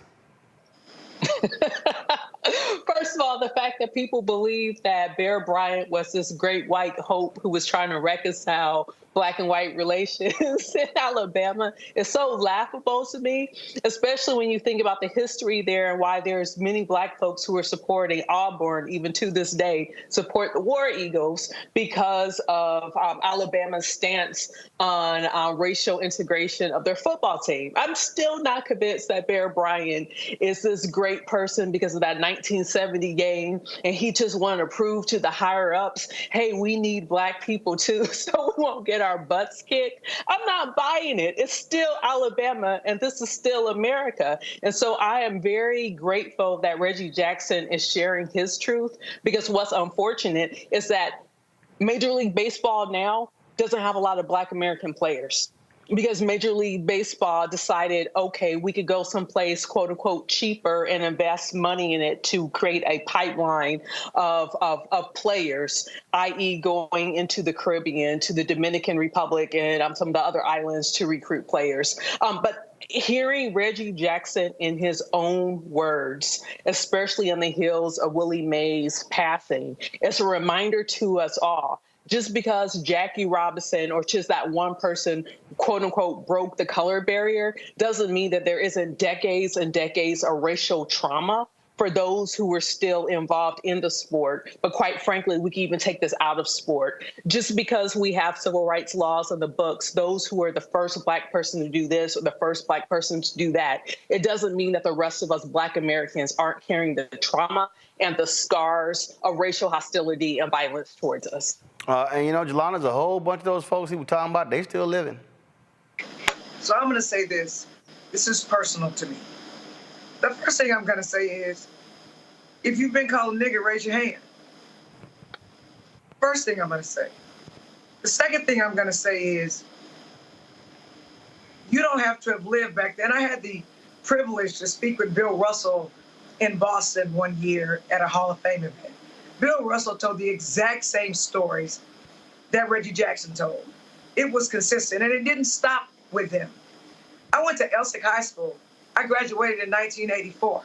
If you go pull the 1981 Elsick High School, you are going to find a picture of me dressed as an African cannibal with a bone in my hair, in a grass skirt and a bikini top, because I was sold at a slave sale for the freshman senior prom fundraiser and bought by my teammates and called a nigger by my teammates. This happens all of the time. When I was at the University of Houston, we had conference at Fayetteville, Arkansas, University of Arkansas during the Southwest Conference. They literally wouldn't put gas in our bus. We traveled by bus because there were Black people. So I'm not surprised by what Reggie Jackson says. All we have to do is go look, pull the 1981 Elsick yearbook. This happens all the time. And I think the thing that concerns me the most or hurts me the most is people think because one Black person was president or because Oprah's a media mogul or because Tiger won or Venus and Serena won, that racism does not still exist. It absolutely does. And we need to listen to these stories, and we need to share these stories. And just because you made it doesn't mean that racism is not affecting other people. Robert? And I think that this goes a lot deeper than simply sports. As Rebecca was making the point, that right now you have someone like Charlie Kirk, who is openly saying that part of Project 2025 will be repealing the Civil Rights Act of 1964. They are now trying to put dirt on the legacy of Dr. King. We saw Tucker Carlson did an interview with some Black preacher trying to dissuade people from believing and supporting the work of Dr. King. These people made it very clear that their goal in this next election is to do a wholesale reversal of American society. The first Trump term was about making America great again, quote unquote. The second Trump term is about returning to that great America they think they're creating, one that existed prior to Black people having the rights to integration, prior to Black people having a protected right to vote, prior to Black people having social mobility and the economic opportunity to outdo many people in the white communities. This is why they're fighting so hard against diversity, equity, inclusion, as Emmett Smith pointed out. This is why they're fighting so hard against quote-unquote CRT, because if you can create a version of American history that Byron Donald believes and propagate that throughout the country, then you can convince people of almost anything. We have to understand the existential threat to our community that is not coming, that is here, and that we have it is our generation's duty to make sure we're not pushed back from all the progress we've made and keep the ball moving forward to where we want to go in the future. Well, speaking of progress, there was this cigar lounge barbershop conversation in Atlanta with a group of Black Republicans. Robert, you mentioned Congressman Byron Donalds, and so in this video, it's Byron Donalds and Congressman Wesley Hunt and Ben Carson. They sitting there talking to some brothers. Your buddy Shelley Winter is there as well. So let me just play here. So while Donalds decided to call Trump and just listen. So watch this. But since this has happened, like the mugshot is the best. It just beat Elvis Presley and Frank Sinatra by a lot, by the way. Beat him by a lot. But that's the number one mugshot of all time. It's really an amazing thing. Since it happened, the support among the black community and the Hispanic community has skyrocketed. It's been amazing. Really been amazing. It's been actually very nice to see. You know, it's in one way you say, gee, isn't that too bad? But the truth is, it's really a lovely thing when I see that. We have great support now in the black community and in the history. All right, so on the far end there, was Rufus Montgomery. Rufus used to be the chair of the Florida and the board of directors, board of trustees. You had all of them there. Now here's what was really funny. Let me find this tweet. So Shelley Winters. Sent me. He has a radio show on WSB, y'all. That's a conservative station. So he posted this tweet a few minutes ago. Tune into the Shelley. Go to my iPad. Tune into the Shelley Winters show right now on WSB Radio and hear the full Trump call in to event today. Hear for yourself the question and its answers. Don't listen to CNN, Roland Martin, or anyone else who's lying to you. Straight up, I was there. Well, I'm sorry, Shelley. What did I lie about? I didn't make a judgment on y'all conversation. But if you want to talk about lying, the man y'all call lies all the time. How often do you correct him? That man sat there and said that, oh, my black support has skyrocketed because of a mugshot. Shelley, what he's saying is, ooh, y'all some criminals. Y'all love criminals. Oh, so now because I got a mugshot. They literally are campaigning saying, oh, that black folk, we used to RICO. We know about being indicted. I ain't never been indicted. I ain't never been charged. His ass got 4 cases. And so I'm sitting here listening to this. And so this is all I want to know, Robert. I know Shelley's your boy. But, Robert, do you ever hear Shelley, Rufus, Wesley Hunt, Byron Donalds, Ben Carson, I don't know who that John Deere trucker dude was sitting right there. You never hear them correct Ben Carson. You never hear them saying, sorry, Donald, you lying about that. No, actually, that's not true. No, that's not true. That man will lie like he did that black church, and they'll just sit there and go, "Ooh, ain't that just so sweet? He just here. We love us a Donald." Well, the ones I can vouch for, Shelley, and the one, you said the trucker outfit, that's what our friend Mark Boyd. He does great work with survival, teaching classes, etc., for people who are interested in building their own campsteads and homesteads, those sorts of things. I think Bruce was there somewhere off camera. And look, Shelley was smart in getting you to talk about his tweet and giving him free publicity for his show. But I will say there are some conservatives, not Byron Donald, not Hunt, not any of those others, who will challenge Trump on these issues. We see Pastor Darrell Scott often challenging Trump and challenging conservatives on some of these points. I also think that what we have to start doing right now is that now that the Trump campaign is starting to invest and want to start talking to black voters, let's put some demands out there. And I don't want him just to hear him call into a barbershop to talk about what he wants to talk about. I need a very direct and clear black agenda that he can set aside from what Democrats are doing. We know what the Biden administration has done for black folks thus far. We know that they need to do more, and we also know they need to talk more about what they've done. But I would like to hear exactly what is the clarion call from the conservative side of the aisle. Not about mugshots, not about Al Capone or whatever else he was talking about. What are you going to do on reparations, which was a Republican idea from the 1860s and 1870s? What are you going to do about economic development? You talk about small government. There's no better way to shrink government than to shrink the prison population or to reel in and constrain police from being able to abuse African Americans. And I think that if they're going to have this conversation, make sure you're having a substantive discussion and not just a pep rally where we're telling President Trump how great he is. I think you have to ask those direct and hard questions. Shelley says that they did. I'll listen to the tape later, and then we can report back on it. But I'm hoping there was a substantive discussion and not just simply a skinning and grinning competition for the affections of President Trump. And see, that's what it boils down to me. Listen, I got a text the other night, Rebecca, from somebody talking about that. Well, we can't have disagreements between us. Talking about the pastors, the brother in Detroit. I said, whoa. I said, let me be real clear. I said, I ain't tripping on the pastor having a conversation with Trump. What I'm tripping on is it wasn't no conversation. I said, my problem is, wasn't no agenda. My problem is he allowed him to lie repeatedly, allowed him not to answer any questions. See, I love these people who are like, but we got to hear both sides. Let me help y'all out. How should I put this here? Okay, I got an earpiece in my ear. This earpiece represents the Democratic Party. I ain't got an earpiece in my ear over here. This is the Republican Party.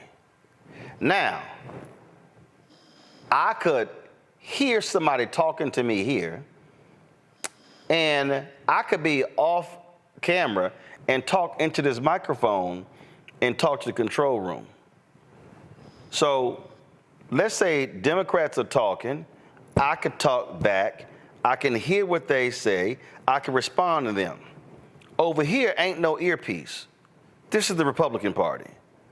So because I don't hear nothing, I don't respond to nothing. And because nothing is coming in this ear, I ain't got nothing to say. That's the damn Republican Party, Rebecca. And the reality is, when the Republican Party comes to black people, this is what Donald Trump does. Crime. So what is he saying? Crime. A group of black Republicans in Illinois called this meeting, and they had charts and all kind of stuff to the Illinois Republican Party talking about how they could appeal to black voters. And when they were done, Rebecca, this is what the white Republicans said to the black Republicans. Now, we not going to support welfare. And the black Republicans are like, who the hell brought up welfare? And so for all these people who say we should be listening to both sides and we should have folk compete for our vote, okay.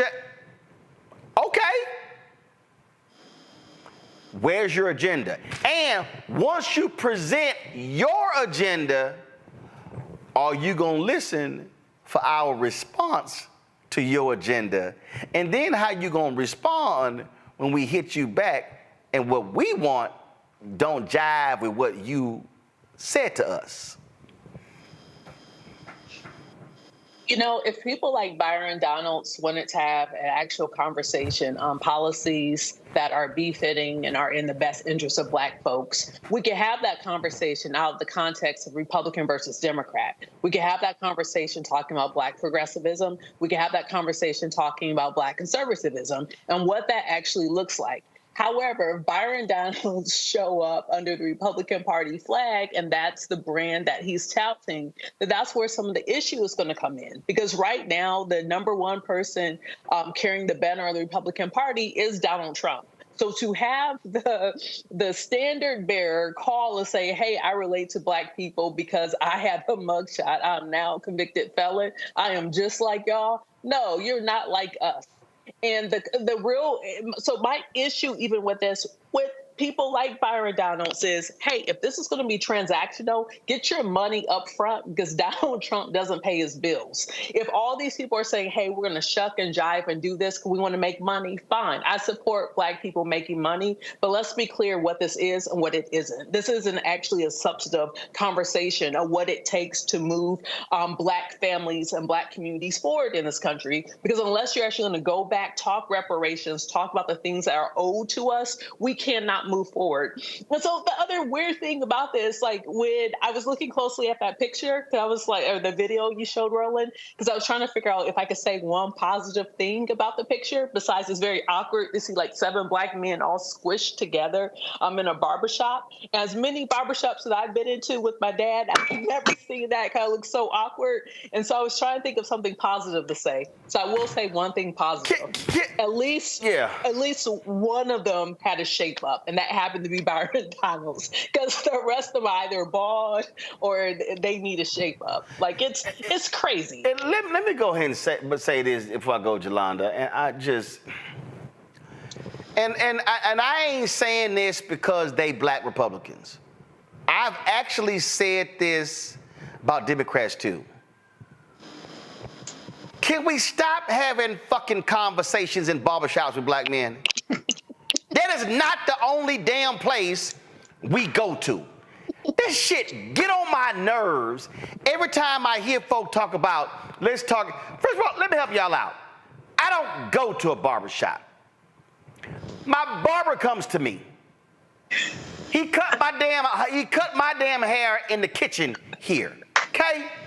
All right, so it's some Black men out here where we actually make appointments. We no longer sit listen, I remember growing up and my dad taking us where Harvey cut our hair and shit, we be there for 5, 6, 7 damn hours. We ain't got all that damn time. But I'm sick and tired of every time these strategists, Republican and Democrat, oh, let's talk to Black men. Let's go to the barber shop.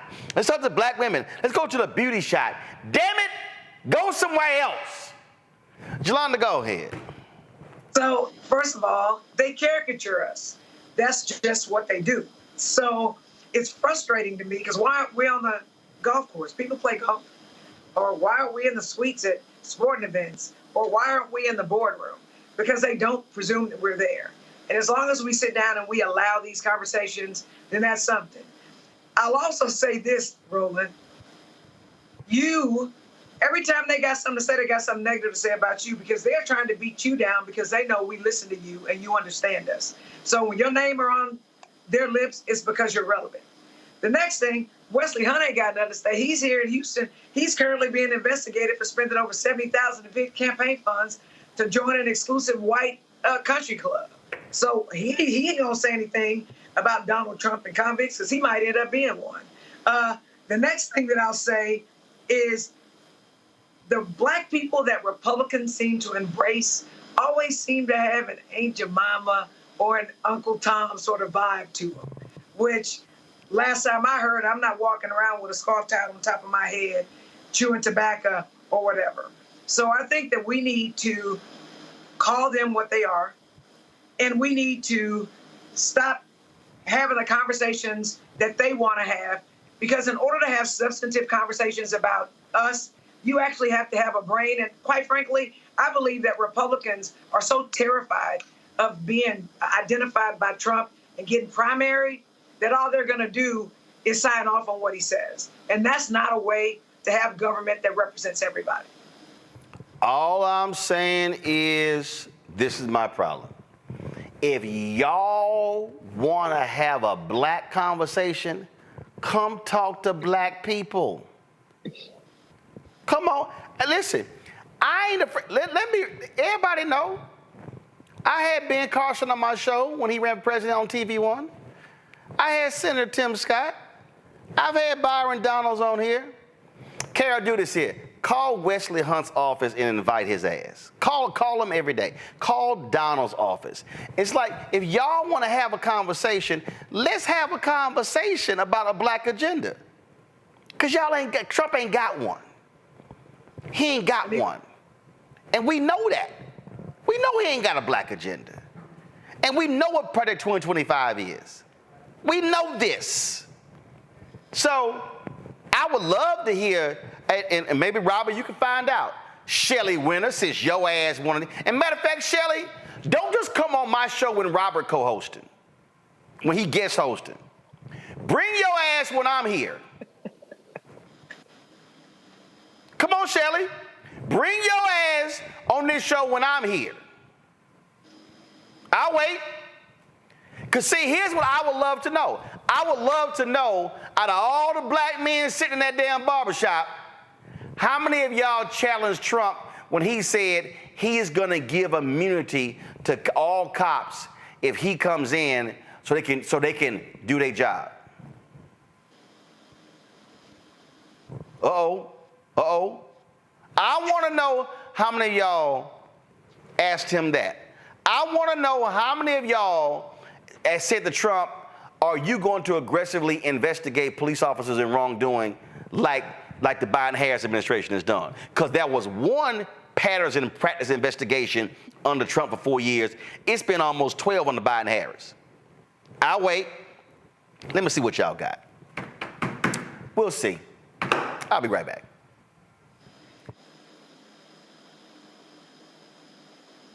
Hello, my brothers and sisters. This is Bishop William J. Barber II, co-chair of the Poor People's Campaign, a national call for moral revival, and president of Repairs of the Breach. And I'm calling on you to get everybody you know to join us on Saturday, June 29th at 10 o'clock a.m. in Washington, D.C. on Pennsylvania and 3rd for the mass Poor People's Low-Wage Workers Assembly and Moral March on Washington and to the polls, and the post effort to reach 15 million poor and low-wage infrequent voters who, if they vote, can change the outcome of our politics in this country. Our goal is to center the desires and the political policy agenda of poor and low-wage persons, along with moral religious leaders and advocates.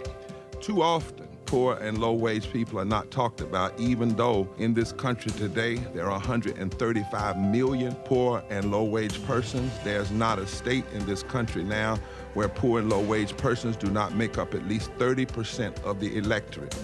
It is time that the issues of poor and low-wage people be at the center of our politics. Living wages, health care, things that matter in the everyday lives. We will no longer allow poverty to be the fourth leading cause of death in this country. We must let our voices be heard. Join us. Go to our website, www.poorpeoplescampaign.org. RSVP. Get others to come. Get a bus. Get a van. Get on the train. Come and let our voices be heard and our votes be felt. Lift from the bottom so that everybody rises.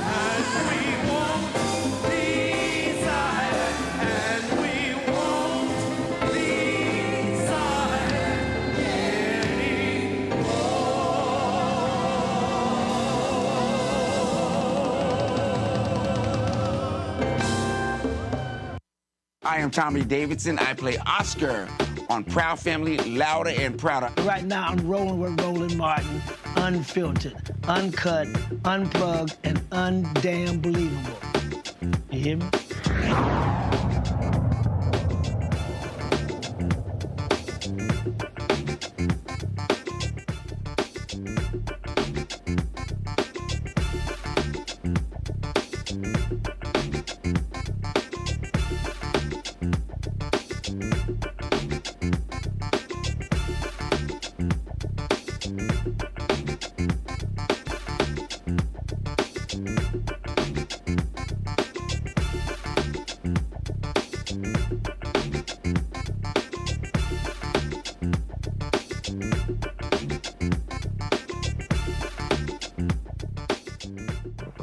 So have y'all seen that video of the judge in Georgia?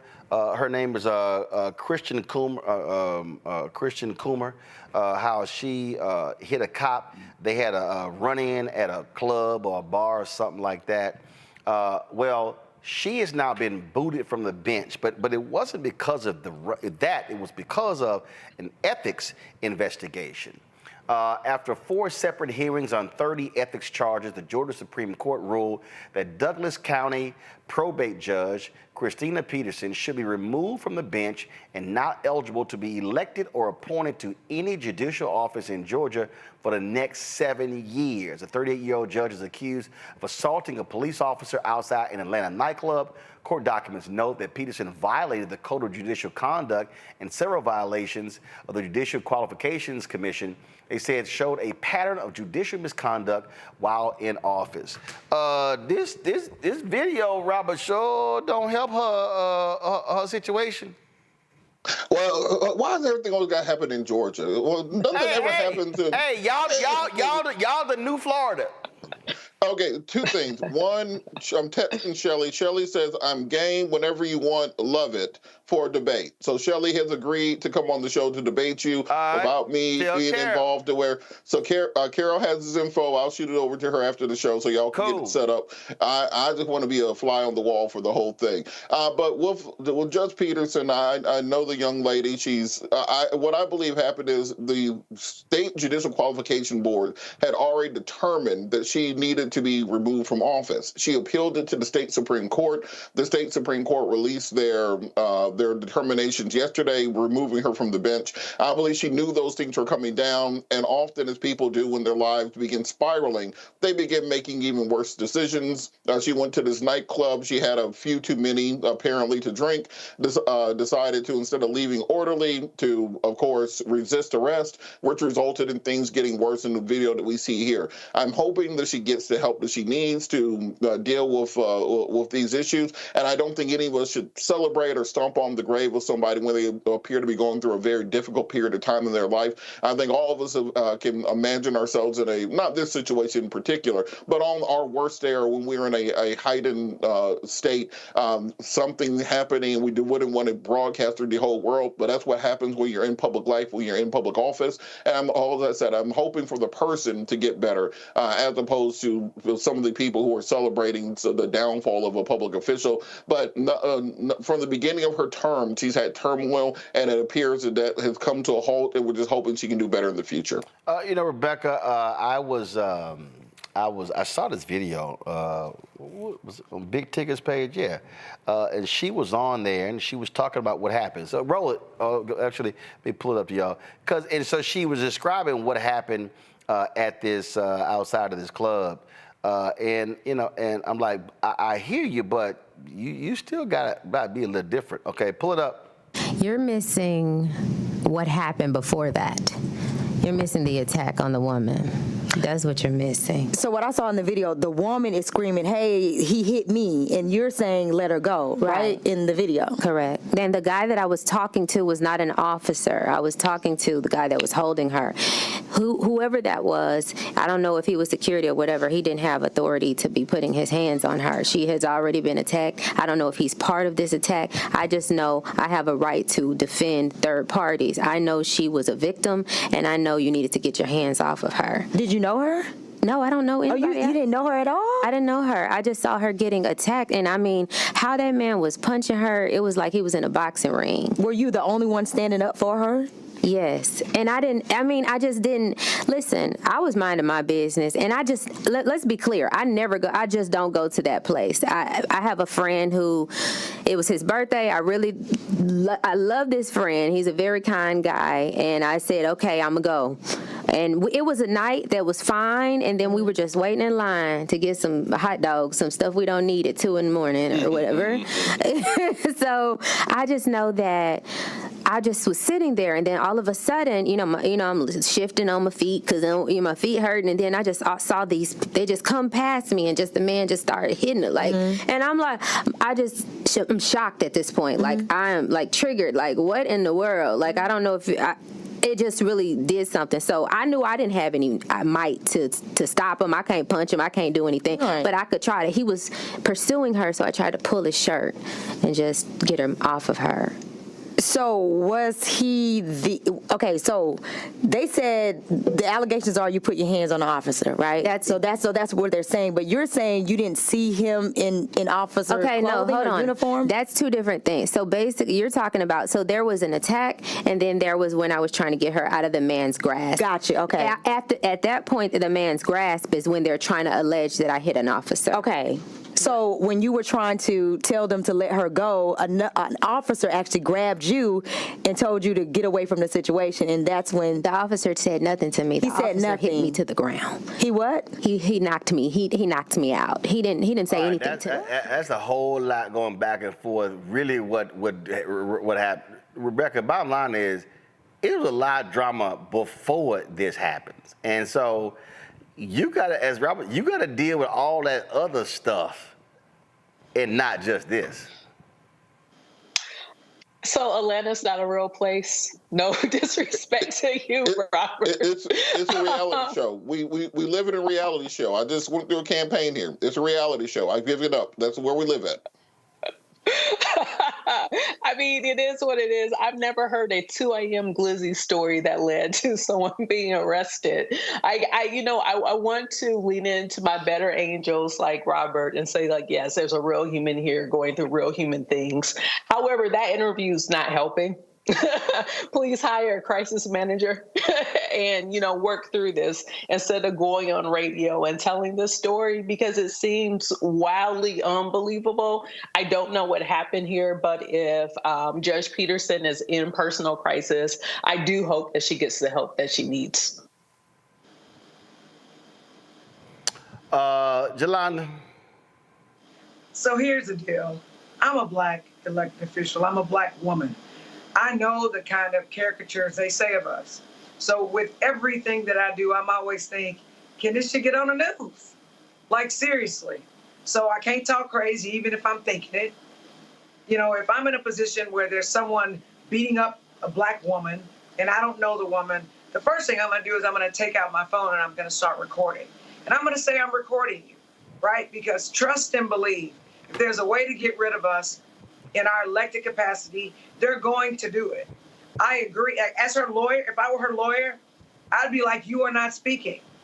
I will speak for you. Or we will have a crisis person speak for you because she could actually be sued.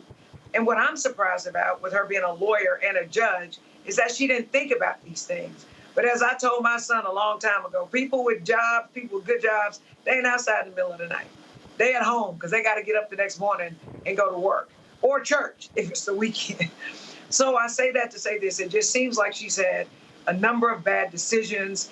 I'm going to pray for her. I want for her to do better. But when we, Black people, get into these positions of trust and authority, we need to think really closely about the decisions that we make because, trust me, we're going to be used as examples of why we shouldn't elect Black people because we do things like this.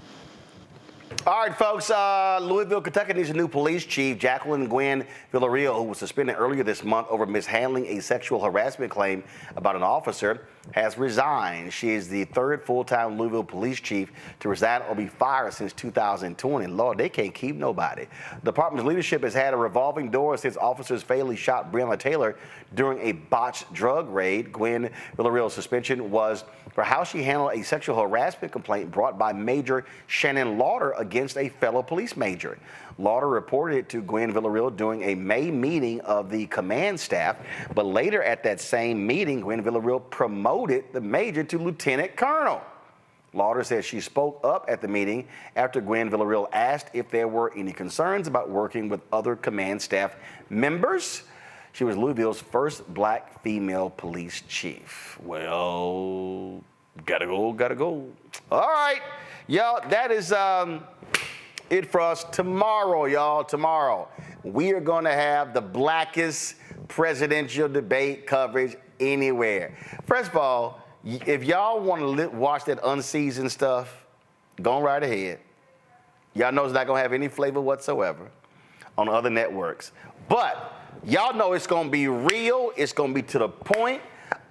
It's just going to be Raw. You know what? You know what I should do?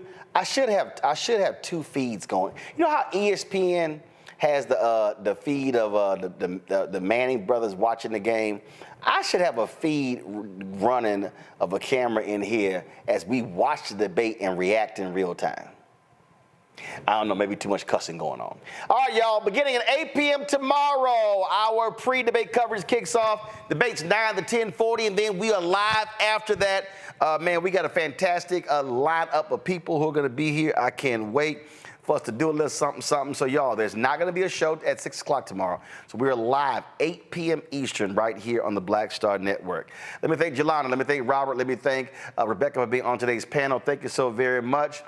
Yeah, Robert, tell Shelly, come on, let's go. Robert, you can be the fly on the wall. It's all good. He say he down. He say he down. All right. Hashtag bring your ass. Hashtag bring your ass. All right, y'all. I'm going to see y'all tomorrow. Don't forget, supporters of what we do. Join the Bring the Funk fan club. Send your check and money order to P.O. Box 57196, Washington, D.C., 2003 7-0196. Cash App, $RM Unfiltered. PayPal, R Martin Unfiltered. Venmo is RM Unfiltered. Zelle, Roland at RolandSMartin.com. Roland at RolandMartinUnfiltered.com. YouTube, get up. Y'all hurry up. 43 likes need to get to 1,000. What's taking y'all so damn long? Hit the like button before I get off. Man, y'all make me do this every single day. All right, y'all. Download the Black Star Network app, Apple phone, Android phone, Apple TV, Android TV, Roku, Amazon Fire TV, Xbox One, Samsung Smart TV.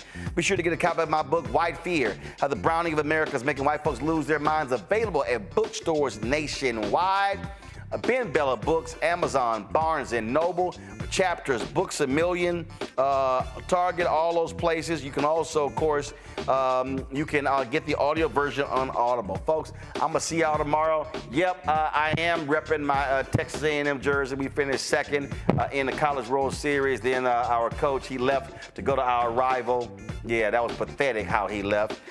So shout out to the Aggie baseball team, finishing number 2 in the country, losing to fellow SEC team, the Tennessee Vols. And so my girl Shari Williams is talking way too much trash. She's a Tennessee graduate, so so that's what's up. All right, y'all, I got to go. I'm gonna see y'all tomorrow. Folks, Black Star Network is here. I'm real revolutionary right now. Support this man, Black Media. He makes sure that our stories are told. Thank you for being the voice of Black America, Roland. Stay black. I love y'all. All momentum we have now, we have to keep this going. The video looks phenomenal. See, there's a difference between Black Star Network and black-owned media and something like CNN. You can't be black-owned media and be scared. It's time to be smart. Bring your eyeballs home. You dig?